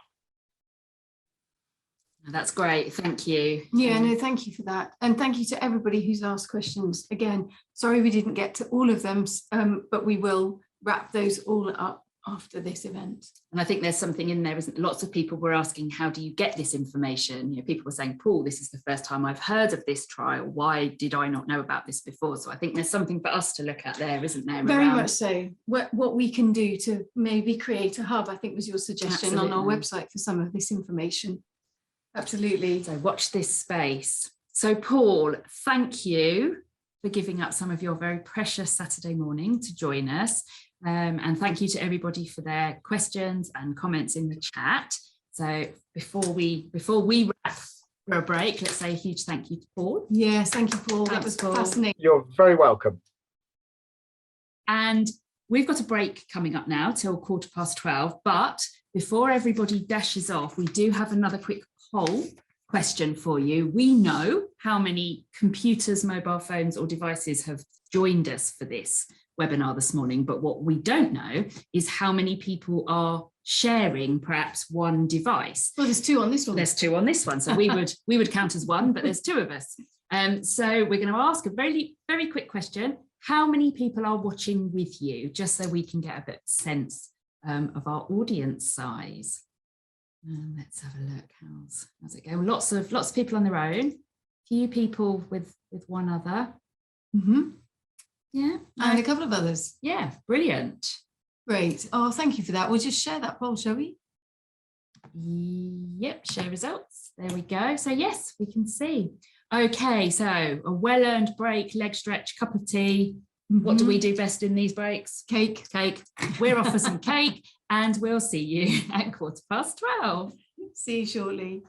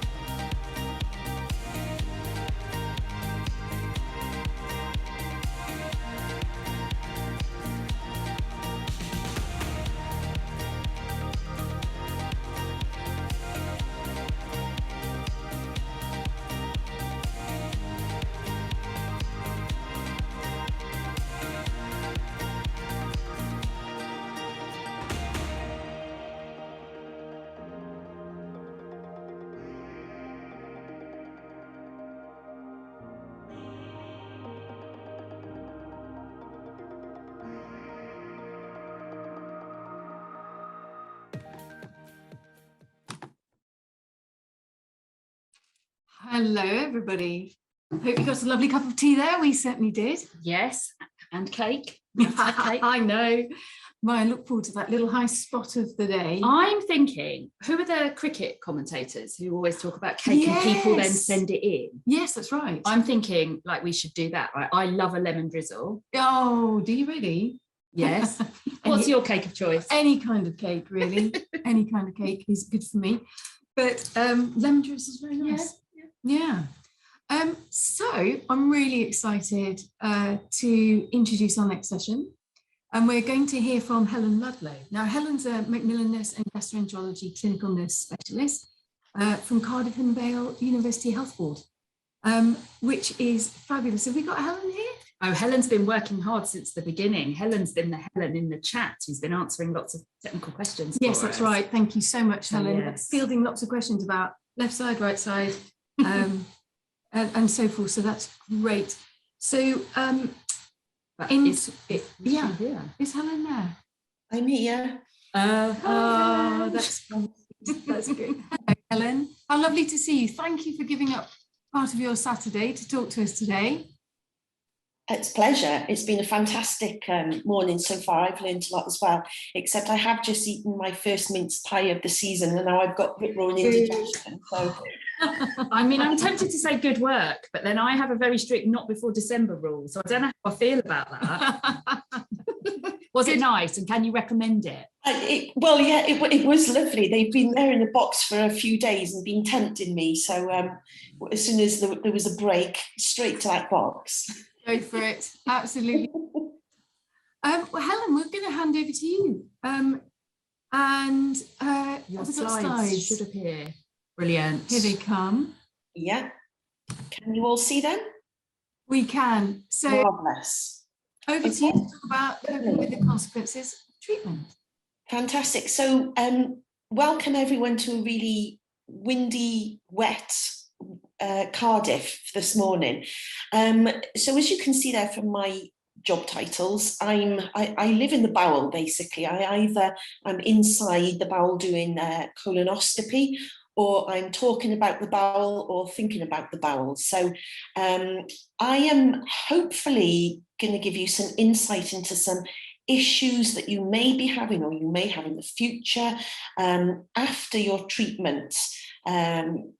So yeah, and actually, even if you're not having bowel symptoms right now, you know, you do have, hopefully going to give you some tips just for coping with your bowels.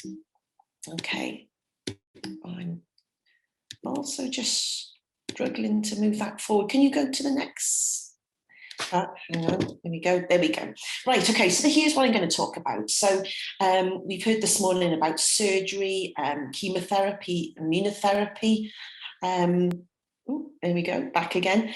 So I'm going to talk to you about potential late effects after your treatment has finished with that. I'm going to talk maybe some investigations that can be done, some diagnoses that be made, treatments for that, and also, yeah, tips for managing these symptoms and places where you may be able to go to get some help. There we go. So just a very brief anatomical picture there. I know some people were asking, you know, left, right, where's your bowel?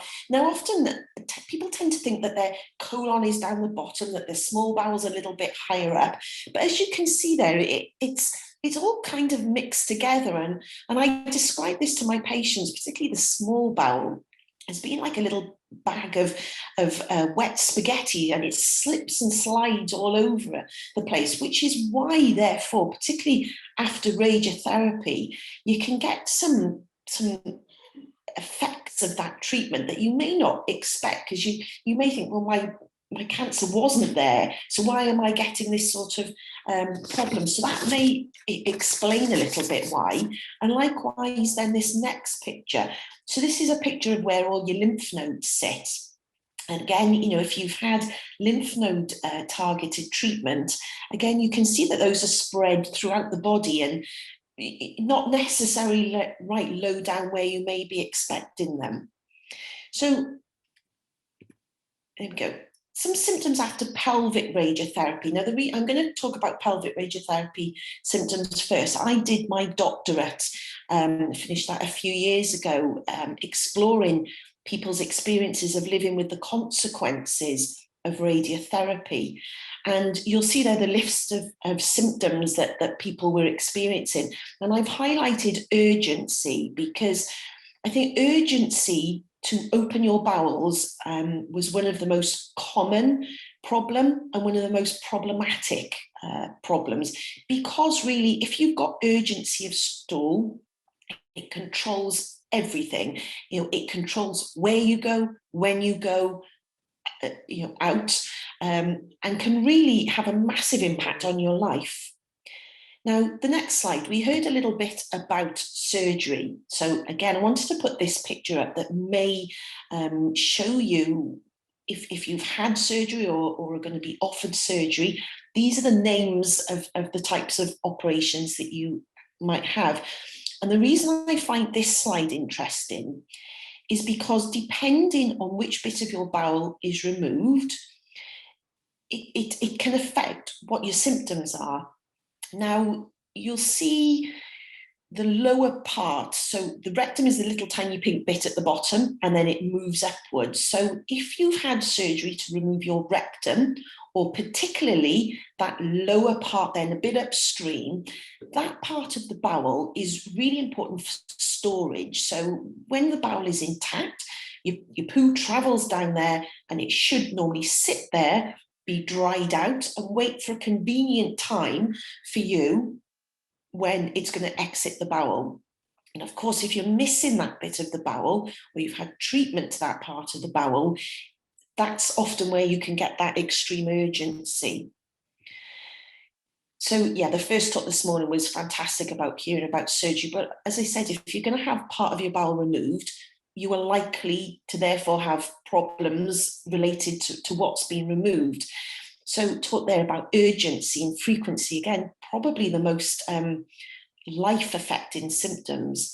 Blood in stool, urine. So, blood is not normal to have in your poo, but if you've had treatment, it is quite common. And it's important to know why that blood is there and what can be done about it. So diarrhea, again, a very common problem. As I said, if you've had that sort of storage facility removed, it's just going to want to come through. It's not going to have had a chance to dry out. You can get abdominal pain, discomfort, and fecal incontinence, unfortunately, particularly if the sphincters there that are acting as like the guard dogs to what comes out. That little part there at the bottom there, low anterior resection syndrome, or LARS, you might have heard that. And we'll go back to the slide before, because it's where you've had surgery there to remove the bowel. So if you can see that top left-hand picture where you've had most of the lower part removed, and that can be a little bit problematic to treat, because we don't know, are we treating, are you having symptoms because of the anatomical changes? Or are you having problems, because of any of the radiotherapy changes there? So back to the slides. I'm going to talk about some late effects of chemotherapy. Now, it's likely that many of you may have had some chemotherapy, and diarrhea is actually probably one of the most common side effects, certainly when you're going through it initially, and usually it does settle. But for some people, they may have ongoing problems. Treatment for this can be steroids, and depending on the severity, that can be tablets or intravenous, sometimes if you need to come into hospital.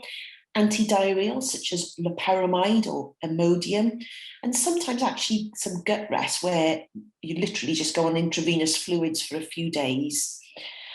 If you are having this problem, ask, has someone checked your pancreatic function? So your pancreas sits at sort of under your rib cage there, and part of its job is to produce an enzyme called fecal elastase. And for whatever reason, there can be many different reasons. Sometimes the pancreas isn't functioning properly, and if it's not producing this enzyme, you can get horrendous diarrhea. You may also have gluten or lactose intolerance, With gluten, it's not necessarily that you've got celiac disease, but it could just be that for whatever reason, your bowel is just really struggling to cope with and break down gluten and lactose in particular. Extreme fatigue is quite common after chemotherapy, peripheral neuropathy, where you get the tingling in your fingers, early menopause, and all of these issues can have an impact on your bowels and how you feel about coping with that. I want to talk very briefly about immunotherapy. I mean, that was a fantastic talk earlier. I also do find it quite complex. So fortunately, I'm not involved in deciding what treatment get, but more of handling the fallout from it. So immunotherapy, also called checkpoint inhibitor targeted cancer therapy. Now, we're seeing more and more patients with bowel problems after this. And I think that is purely because more and more patients are being treated with this, and therefore our numbers are going up. So it works by targeting the immune system. And because of that, it can cause significant inflammation in the gut.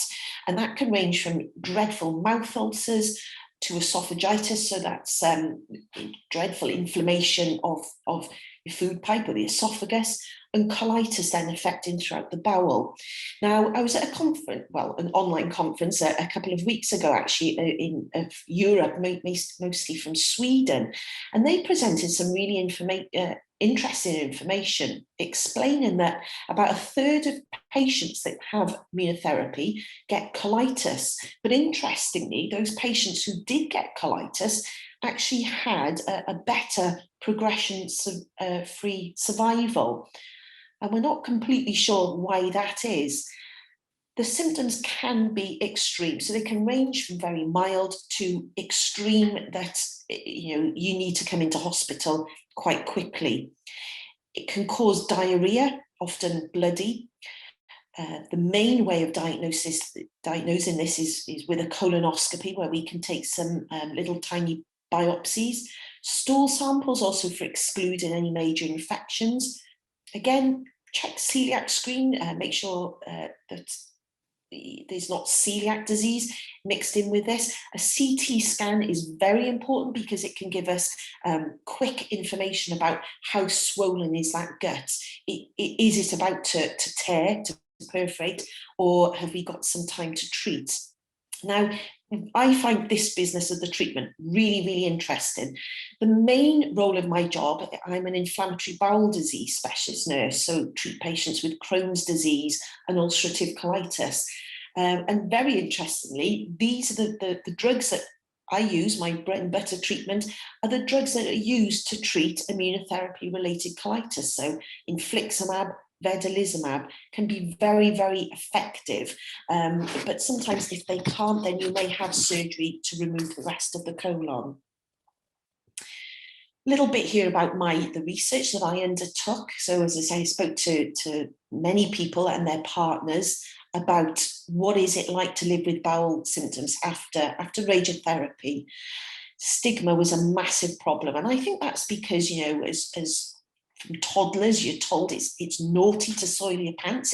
It's not something that is done in public. It's very private. And yet, this was having a massive impact on people's lives. I also found it's often some tension between the relationships of the people I interviewed.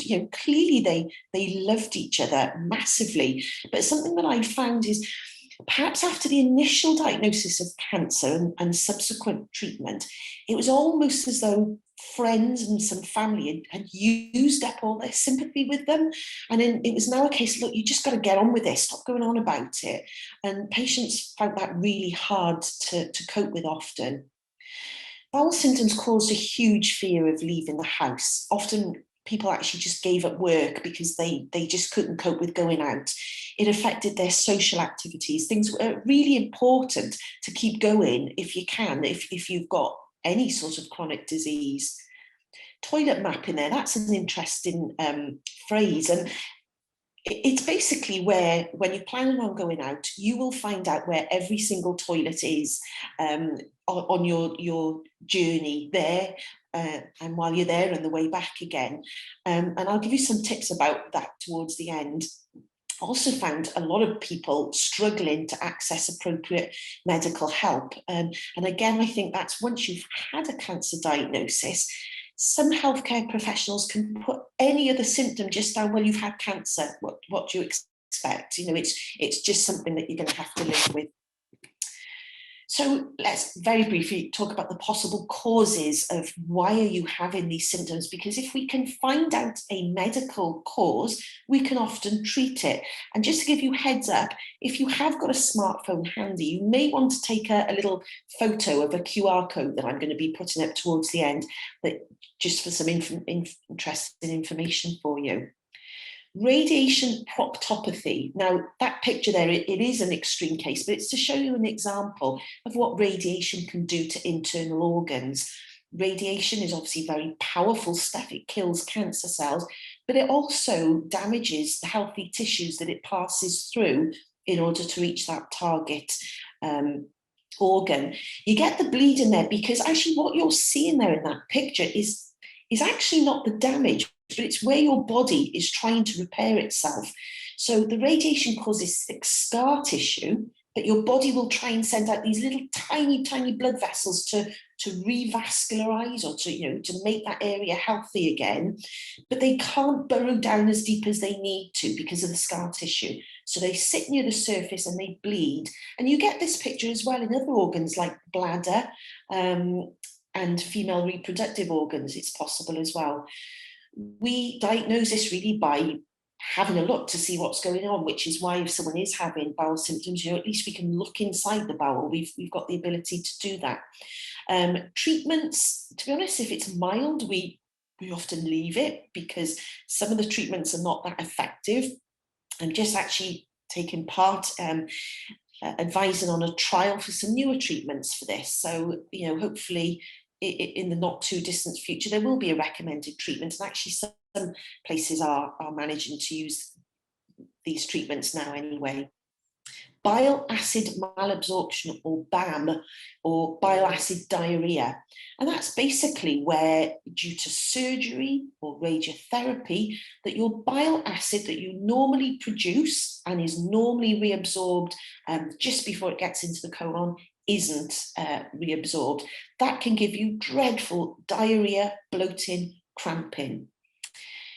To diagnose this, you can have something called a CCAT scan that actually will measure what bile salts are left in your body, or a trial of a bile acid sequestrant, which is generally quite simple. There's a list of them there: cholestyramine, cholesevelam, and it basically acts like soaking up a sponge of this extra bile to resolve the diarrhea so that the bile doesn't go through your colon and irritate it. You can also try and reduce the amount of fat in your diet, and therefore you'll reduce the amount of bile that is squirted out from your gallbladder or via your liver. And the pyramide there is really good at controlling diarrheal symptoms. Small intestinal bacterial overgrowth, or SIBO, is the other thing that's caused. Now, we have all got pounds and pounds of weight, sadly not money, of bacteria in our colon. They should be there, and there is a constant healthy battle between good and bad bacteria, and there's growing evidence that colonic bacteria play a massive part in all sorts of diseases, and research is quite advanced in that area. So it should be there in the colon, but it shouldn't be in the small bowel. If you've had surgery or radiotherapy or other treatments, sometimes it can cause these bacteria to sort of literally pack their bags and think, we're not staying here, we're heading upstream.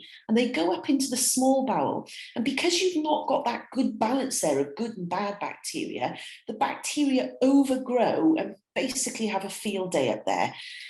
Bacteria, they're little tiny creatures, they're pretty ugly ones, but they burp and fart, they give off gas. And that's why you can be extremely bloated, pass on a lot of gas, really uncomfortable, and cause diarrhea. Now, the main investigation for this is breath tests. We've certainly struggled with COVID because most investigations that involve any sort of breathing into anything have been cut during COVID, but you can have a trial of some antibiotics, either short-term or long-term, that will basically try and wipe out these bacteria that are growing where they shouldn't grow. Carbohydrate malabsorption. So carbohydrates are types of sugars. The main ones that we see issue with are lactose, that's dairy-related carbohydrates, and fructose. And fructose, you tend to think of that as sugar, but actually it's in tons of food that we eat. Again, if you're intolerant to these, and you know, it could be that before treatment you were absolutely fine, but all this insult on your body, and insult I'm using as in, you know, radiotherapy, chemotherapy, surgery, can mean that your gut just doesn't absorb these things as they did, and then you get these symptoms: diarrhea, bloating, awful cramping again.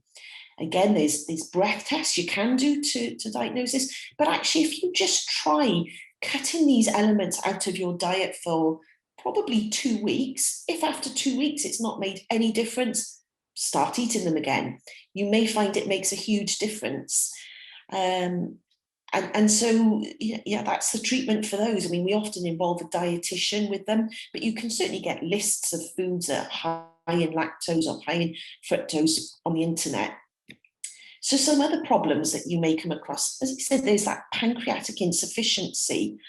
And you'll recall that I showed that picture in the beginning of where all your lymph nodes are. So actually, even if you've had targeted treatment low down, it may well be that your lymph nodes have had a hit of this radiotherapy and your pancreas sits just by them as well. So it might not be working as well. Pelvic floor dysfunction is actually a very common issue. It's a common issue generally for women, particularly if you've had quite heavy babies, but any interruption in the pelvic organs can cause this, and that can then lead to difficulty in opening your bowels, either incomplete emptying, feeling you want to go all the time, feeling that you can't go at all. Exacerbation there of IBS, that's irritable bowel. Now, again, that is a huge problem. We know that one of the main causes of irritable bowel is stress and anxiety, and certainly just by itself, if you've had a cancer diagnosis, it's going to set your bowels off, but the treatment can exacerbate that as well. You may be having bladder problems, sexual function problems, and again, this is because these organs sit deep down inside the pelvis, where often with colorectal cancer has been involved in some way. So just some tips about managing just the symptoms that we've talked about, but actually tips in general if you're finding that bowel problems are causing you issues. So loperamide or Imodium instant melts. Now, loperamide and Imodium, it comes in tablet form, capsule form, liquid form as well. I always advise people splash out and get some of these instant melts. Now, they are expensive. You probably won't get them on prescription, but it is worth keeping a packet of them in your handbag, in your car, in your wallet. And it's because the way it works, so we were talking about cakes earlier, even thinking about what you're going to eat, your brain is getting your gut ready to go for it. So if you're out and about and you think, right, I need to go to the toilet, what am I going to do? I'm in a car, I'm in a traffic jam. Something like these instant melts, you peel it off, stick it under your tongue, and almost instantly, hence the name, it relaxes that bowel movement, that peristalsis that is getting things to shift out the other end. Talked about toilet mapping earlier. There's some really good apps for your smartphone, Toilet Finder, Flush. So, if it is important to you that you need to know where those toilets are, have a look at some of those apps, because that can, again, give you the confidence to go out. A radar key, also known as a disabled toilet access key. It's quite a large key, about that big. It basically fits every single disabled toilet in the UK and is worth getting. I had a look when I wrote this talk.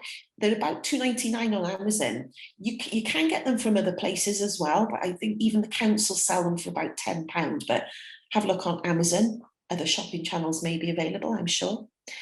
Think ahead. Okay, so if you are going out and it is your absolute fear and dread that you're going to have an accident.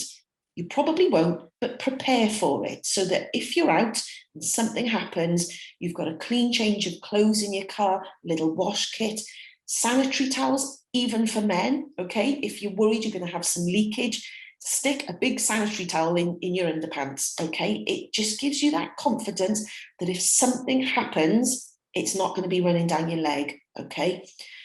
Pelvic floor exercises. Now, again, people tend to think that these are just for women after having babies, but something I tell my patients, and please don't feel embarrassed by this because it's just a helpful tip. You want to learn what controls the pelvic floor muscles around your anus, okay? Sit yourself in a nice warm bath, so you're nice and relaxed, lock the door, stick your finger up your bum, okay? And practice clenching those muscles. And you will learn how to strengthen those muscles that surround the sphincter. And it might just buy you a little bit of time more when you're out and about. Toilet positioning, really important. Again, we talked about the pelvic floor. There's an excellent little video, YouTube video, Squatty Potty. Now you can buy the Squatty Potty, I think it's about £30, or you could go to IKEA and get a little stool for about 50p. It's basically the way we Europeans sit on the toilet. Isn't that great for emptying your bowels? You kind of want to get into that position where your knees are a little bit higher up. It therefore straightens out the rectum and encourages a better poo. Basically, you're going to clear out that rectum easier. And if it's clear, it means you've got a bit of time to go out. Whereas if you've got that constant poo just sitting there waiting to come out, you're going to get that sensation. Mentioned a little bit earlier about diet. This is an interesting thing to look at, FODMAP. I can only say the first two words. It's fermentable oligosaccharide, something or other. But it's basically that many foods, once they enter your gut, act like a little brewery. They ferment in your gut and again can cause a lot of bloating, bowel irritability. And actually, we spoke about irritable bowel syndrome. The FODMAP diet was one of the main recommendations and in trials, clinical trials, found to be effective.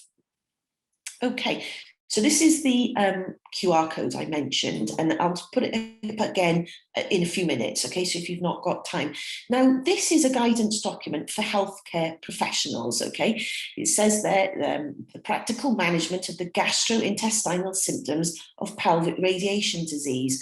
Now, this was a fantastic document written to basically encourage non-specialists to be able to assess, investigate and treat bowel symptoms after pelvic radiotherapy. But, you know, as I said, please bear in mind that it's not just radiotherapy now that causes such symptoms. Now, I think as a patient, be informed, okay? Be informed what is out there. If you tell your GP or whoever that you're having problems, don't be fobbed off. Download a copy of this. It's really interesting. It's written in really easy to understand terms. And I just think it can be really helpful that, you know, you could show this to healthcare professionals and say, well, look, these are the symptoms I'm having. Please, can we think about some treatments for that? Yeah, have a look at the articles about there. It's really interesting. I find it interesting anyway. And if there's some tips in there that may help you, then all the better. Nearly done, ready for some questions. So how can you get some help? So I've put some links up there that again, you may want to take a photo of, or certainly you'll be getting copies of these after. So Bowel Cancer UK, their nurse information is fantastic. Bowel Cancer UK online community, I know that was discussed. Macmillan, again, I've got some fantastic booklets. And then at the bottom there, Pelvic Radiation Disease Association, the PRDA, a fantastic patient-led but clinician-supported group to help patients that have got these symptoms, but also will put them in touch with their local areas. So my last slide then, there we are, that's the QR code, and there was a picture of me when I was little, because I always knew exactly what job I wanted to do. So hope you found that helpful. Let's see what questions have come through. Brilliant, Helen. Thank you. That was absolutely fantastic, wasn't it? And I hope everybody managed to get the QR code working. Yes, it certainly clicked through for me. Excellent. So that's brilliant. Really fascinating, and so much practical advice there as well. I love the squatty potty, but I know what you mean. I've got the little IKEA stool around at our house, and they are indeed just do the job. So got a couple of questions, haven't we? Quite a lot of questions. We're going to rattle through them. Yeah, we've got a couple from Tim here, who wants to know why he's got urgency so much. He hasn't had surgery, and also why would a consultant suggest a laxative for diarrhea? Sounds a bit counterintuitive. Yeah, absolutely. Really good questions, both of them.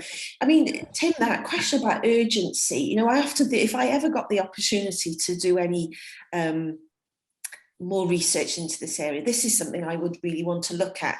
I used to keep a spreadsheet. Well, I do keep a spreadsheet with all my patients' symptoms just for this very purpose. And urgency was mentioned 99% of the time. And this is out of the hundreds of patients that I've seen. And you're right, you know, it is one of the most problematic things. Why? So I don't know why. I've got some suggestions. I think, you know, the bowel, it's a fantastic creature. It's got a mind of its own. I think when things are not going well in the body, often the bowel is the first thing to suffer. Certainly, I mean, I don't know your situation, but it certainly could be irritable bowel. It could be due to inflammation in the rectum. It's a really difficult one to know. And I think if you don't know what the problem is, sometimes it's difficult to treat. But I would certainly, you know, if urgency of stool, have a look at that squatty potty. The video, it's about a unicorn squirting some glittery poo. But actually, it makes perfect sense that, you know, if you can empty that rectum, that sensation of urgency can go. The perimide can help, but please make sure you don't get constipated. Part of that my answer as well was the question about why is my consultant recommended a laxative. Now, I hope that the type of laxative that, sorry, not laxative. Yeah, it was laxative. It was a laxative, wasn't it? I hope that the type of one that they've mentioned is a fibre or a bulk forming laxative. And that's something that actually we do quite common. And I describe it to my patients as, imagine if you're making like wallpaper paste. So you've got a bowl of water, you sprinkle the wallpaper on and it thickens. And that is how these type of laxatives work. So you're right, it seems wrong to do that. But if you can add in a type of laxative that sucks in that water from the bowel, makes a decent stool, and then it means a well worth visit to the toilet to get rid of it. Great, so that's brilliant. Makes loads of sense, thank you. That's something for you to check there, Tim. So moving on to our next question. It's come in and it says, since having bowel surgery and chemo, I don't seem to be able to digest certain foods anymore, in particular nuts, various vegetables. And I often get a lot of gas. Is this common? And what can you advise to help? Yeah, it's really, really common. Actually, the main consultant that helped write these guidelines used to work in the Royal Marsden. They did a really interesting survey on fibre and found actually, again, particularly after a cancer diagnosis, people will suddenly jam their diet full of fibre because it's good for you, and there's thoughts, you know, it may help protect with cancers and things like that. So it's highly likely you may actually be eating way too much fibre. Really, really common problem. It can be, yeah, cancer treatment, it affects your digestion in all sorts of ways. So from your small bowel, in your small bowel, where most of the absorption and breakdown of these foods, you've got millions of little villi, they're little things that waft around, moving everything around and absorbing everything. And if they get blunted or insulted, they don't like whatever's going on, they can blunt down. You may not be absorbing it as well. So I would recommend being asked to be referred to a dietitian, and preferably someone with either a colorectal or a gastroenterology type dietitian, because what they can do is, and you can even try and do this yourself, write down what you're eating, and you may recognize some things that are causing you problems. It probably will be a case of just recognizing things that you can't eat, or that, you know, sometimes if you've got to have that piece of chocolate, just get rid of the next day from your diary. You know, some things are worth it, aren't they? Always. But Always. yeah, it's often going to be an exclusion type thing to see what's causing it. Yeah, that makes a lot of sense.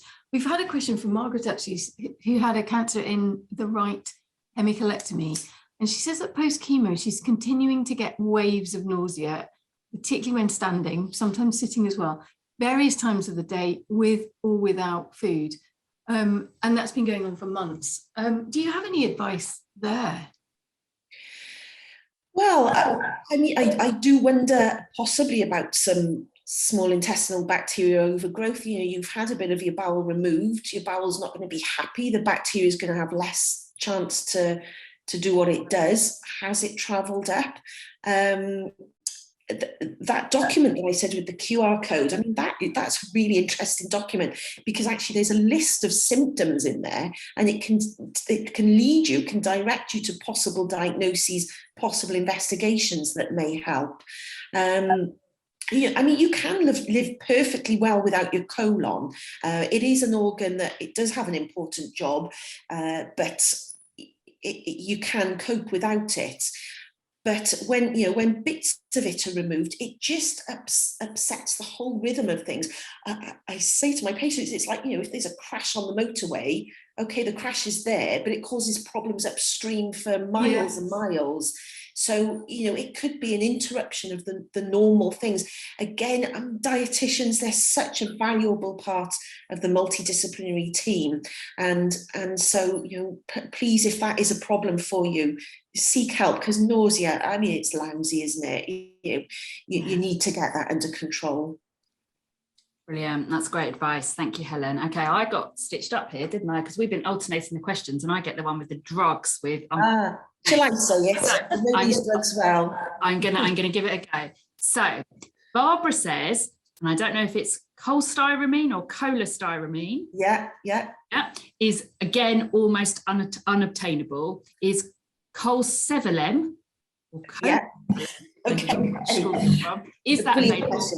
And does it do the same thing? Yeah. So cholestyramine, again, that's the sort of thing. It's like a little bit of a wallpaper paste, again, mixing into a cup of water, and it soaks up that bile acid diarrhea. And you're right, there has been a UK, possibly even a European shortage of it for years, but for the last few years. And I know a lot of patients have struggled. So tips with that. So there is also a cholestyramine light, and it basically means that it's not sugar in it.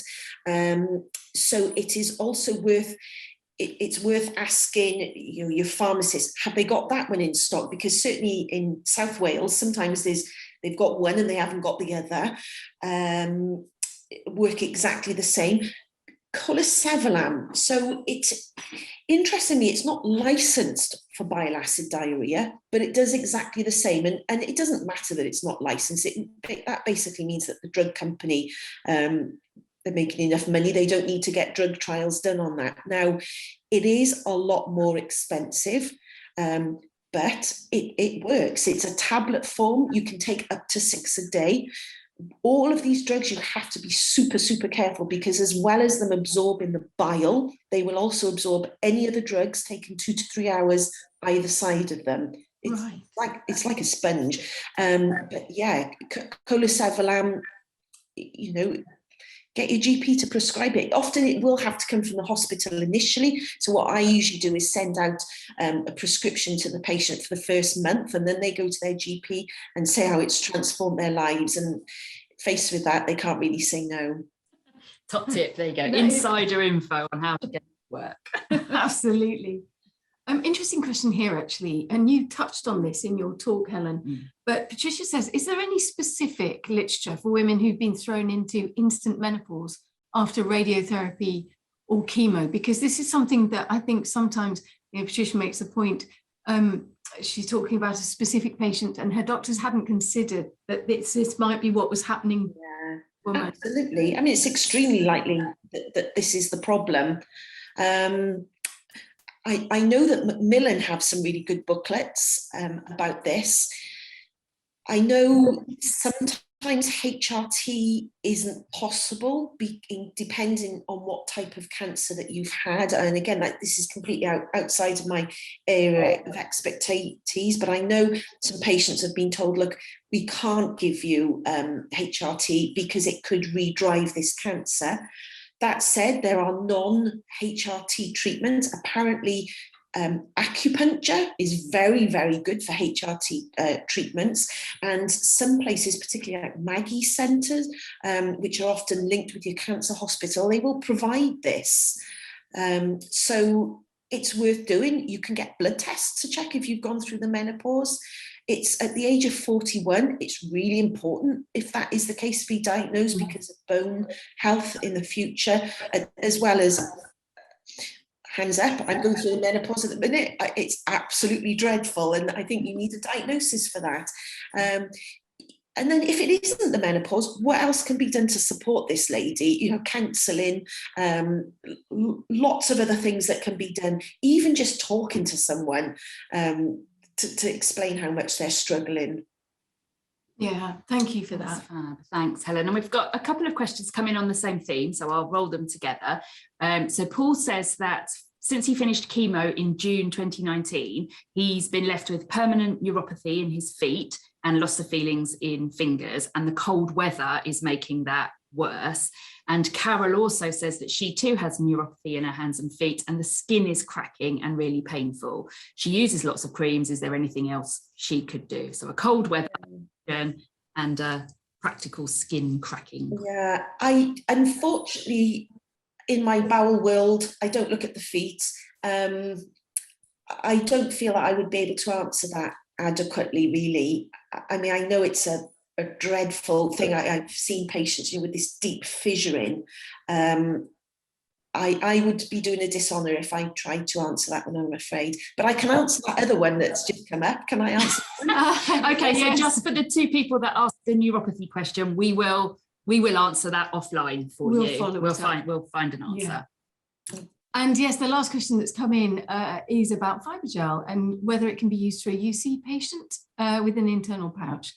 So Helen says she has cancer, but this query is for her husband who has had surgery for UC. Yeah, absolutely. So I can answer this one. Ulcerative colitis, yeah, that's my bread and butter. Fibrogel, I mean, yeah, absolutely. It's good and safe. It's fibre basically, and it's made up in a sachet that you pour into water in a really thick orangey juice, and it's classed as a laxative again, so lots of people do use it as a laxative, but it's one of these bulk forming laxatives. So yeah, we'll gel everything that's there and pass it out. So it's quite safe. And the thing is with fibre, the reason it works, you know, it doesn't get absorbed. That's why you kind of can't really go too wrong with something like fibrogel. It basically, you know, you swallow it down, and it works by dragging everything down with you and bulking it up, soaking it up. So absolutely fine to use for someone with a pouch, ileoanal pouch, I presume you're talking about, after ulcerative colitis. Yeah. That is fantastic and really reassuring. Helen, this has been a fantastic session, hasn't it? Absolutely, really informative, and we can tell from the questions and the comments that it's chiming with everybody who's watching, so thank you. And it's interesting, actually, earlier in the week, we held a roundtable for parliamentarians to try and raise awareness of some of the issues that we talked about today amongst parliamentarians, and the effects of bowel cancer treatment was one of the ones that was raised quite a lot by the people who attended that roundtable. So it's obviously something that's chiming with so many of us, and thank you for that. That was really, really good. And we've got some lovely comments there saying, from one Helen to another, thanks. On that note, thank you so much, Helen. Yeah, that was really lovely. Okay, so moving us on, it's now a little section with me where I'm just going to talk to everybody about some of the services that we offer at Bowel Cancer UK that will be able to hopefully help and support with lots of the issues and questions that have been coming up today. So here we go.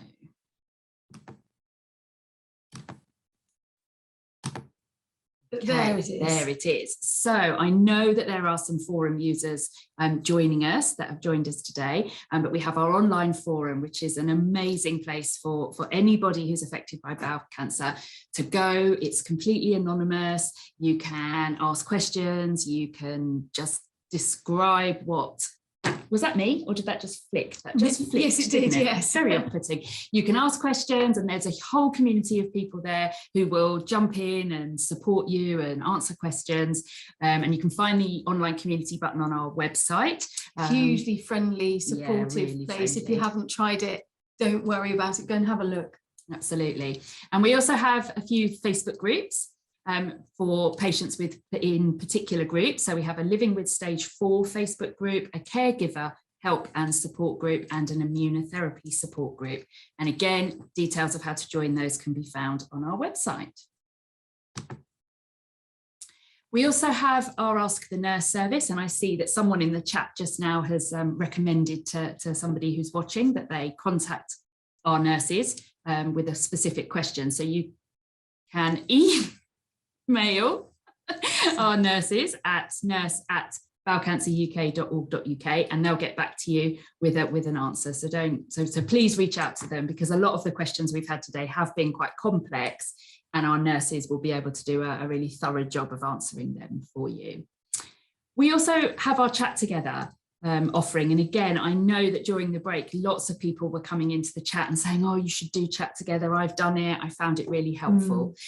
So we actually have 2 due to start next week that are specifically for advanced bowel cancer patients. I think one starts on Tuesday and one starts on Thursday, and there are spaces in both. So if you want to join, it's an online support group for people living with advanced bowel cancer, and you meet once a week. It's a facilitated session, and the facilitators are some of our fabulous volunteers, and it runs for 6 weeks. But we know that beyond the groups, what tends to happen is that people form a little peer support WhatsApp group all of their own and stay in touch. So definitely worth doing if that's something that sounds like it might help. And those have been so valuable to people who've done them, haven't they? Absolutely. Yeah, do try it out. So we also have started a really exciting new piece of work in Wales. It's Bowel Cancer Community Voices Cymru, and it's a patient experience group. It's where we bring together anyone who's affected by bowel cancer who wants to really help us change the way that bowel cancer services and treatment and care happens in Wales. And a really good example of what that group has done is that it's helped inform the agenda for today. So that was one of their first pieces of work that they did for us. So if you're interested in finding out more about being part of that group, it is in Wales only at the moment because we're testing it out. But then the plan will be to roll that model out and have similar groups around the rest of the UK. Sian, I'd love to hear from you if you'd like to get involved. Absolutely. Her email address is there. We also offer awareness talks. So we have an amazing army of volunteers who provide free bowel cancer awareness talks to workplaces, community groups all over the UK. So if you're sat listening to this and you think, oh, I quite like a bit of a chat and I quite like to meet people, we are recruiting awareness talk volunteers at the moment in Scotland, Wales and Northern Ireland. I'm going to go a bit further and say, and England too. I don't want England feeling left out there. So if that's something you'd like to get involved in, then please drop Ross. Or the Channel Islands. Or the Channel Islands, or Hong Kong. Exactly. And these are really amazing, and you'll be fully supported with the slide deck and everything that you need to do that. Ross, would love to hear from you. Okay, I think you might need to move me on because I've lost my controls. So we also have our health information, and there have been lots of shout outs during the morning so far about our downloadable information, and some of our publications are now back in print. So if you aren't familiar with this area on our website, do go and do spend a bit of time looking. I think it was Filipe did a good shout out for your operation, which has just been reviewed, and you can, as I say, download for free, or some of them you can order copies of them so that you've got them at home for reference. Really helpful. Okay, next slide, please.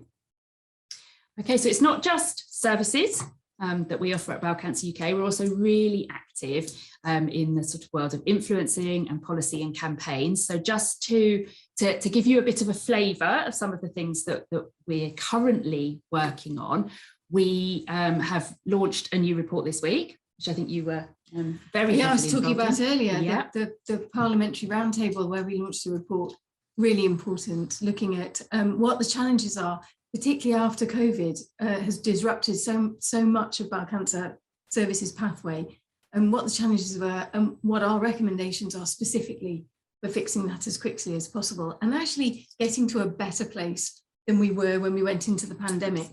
So some really important point sets on the website if anybody's interested in looking at that. And also on the website is information about the role we played in the comprehensive spending review that took place a couple of weeks ago.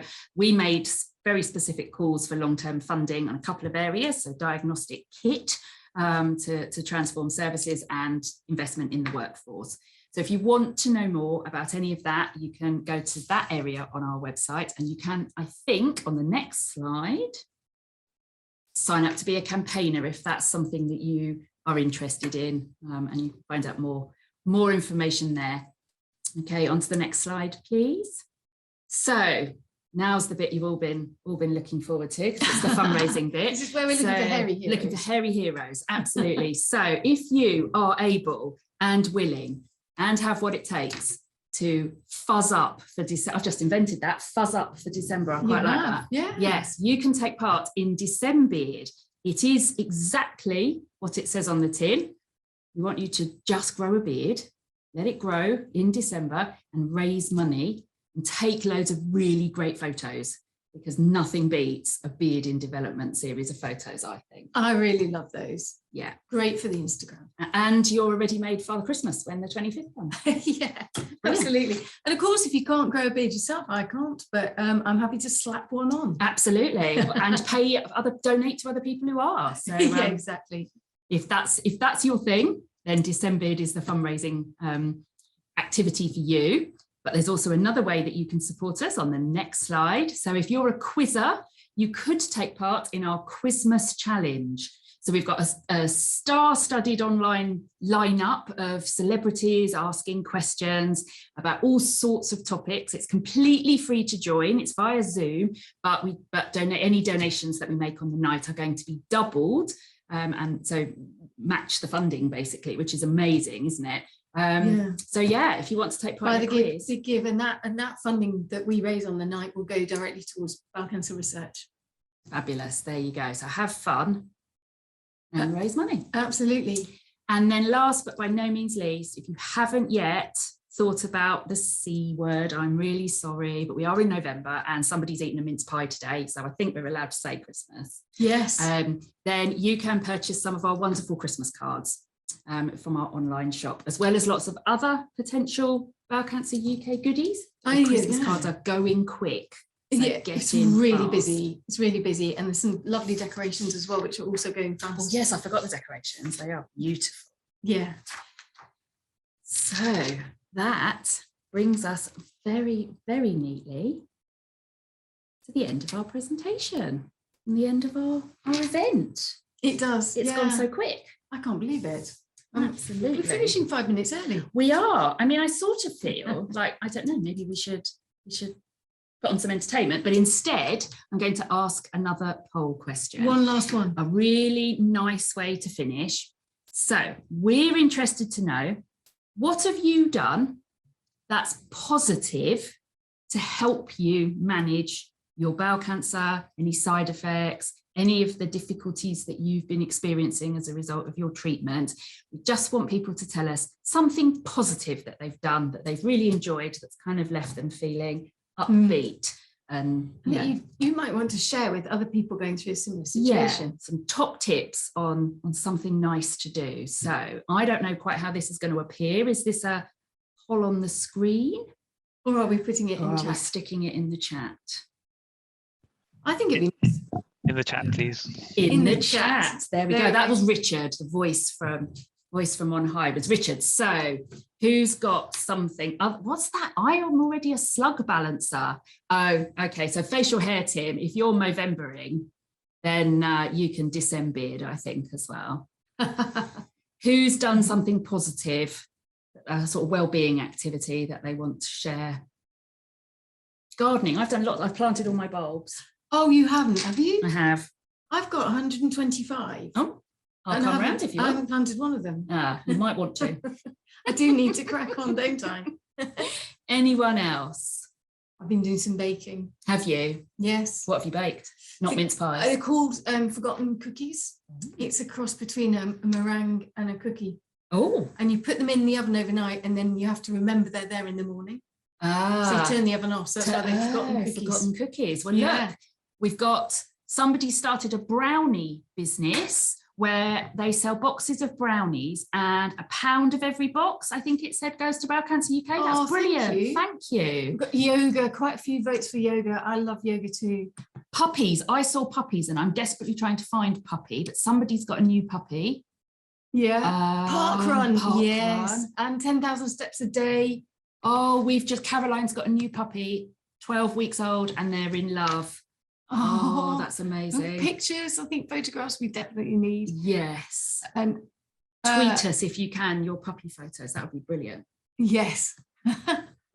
Gardening, I saw gardening. 10,000 steps a day, someone's trying. Yeah. Cycling, indoor cycling. Brilliant. That's great. That's a good tip, isn't it? Anything that involves the mind and distracts from negative. Personally, I'm doing line dancing and gardening. Please do that at the same time, Helen. Please. And send us a film of that. And the endorphins of exercise. Yes. Absolutely. I'm doing couch to 5K at the moment with my 12-year-old. How's it going?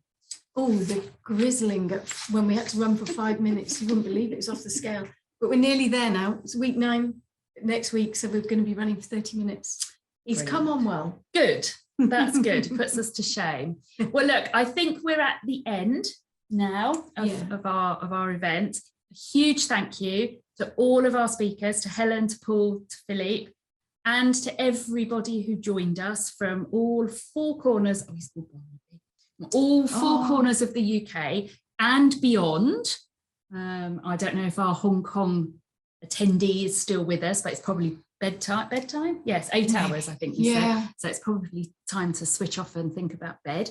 And also a massive thank you to all of the Bowel Cancer UK team who are behind the scenes. You did hear from Richard briefly, but we've had Hayley, Sarah, Sean, text in the chat box and shepherding questions and just keeping us all on track. So a massive thank you. And I think really there's nothing more for us to say other than thank you and goodbye. We're going to leave it running in the chat for a bit so you can keep chatting. Yeah, and enjoy the rest of your weekends. Dog walking and out knitting and Nordic poles and everything. And it's been really lovely saying hello and getting to know some of you this morning. Hope you found it helpful. Please do remember to do that evaluation because that's how we can make the next one even better. Absolutely. Take care. Bye. Bye.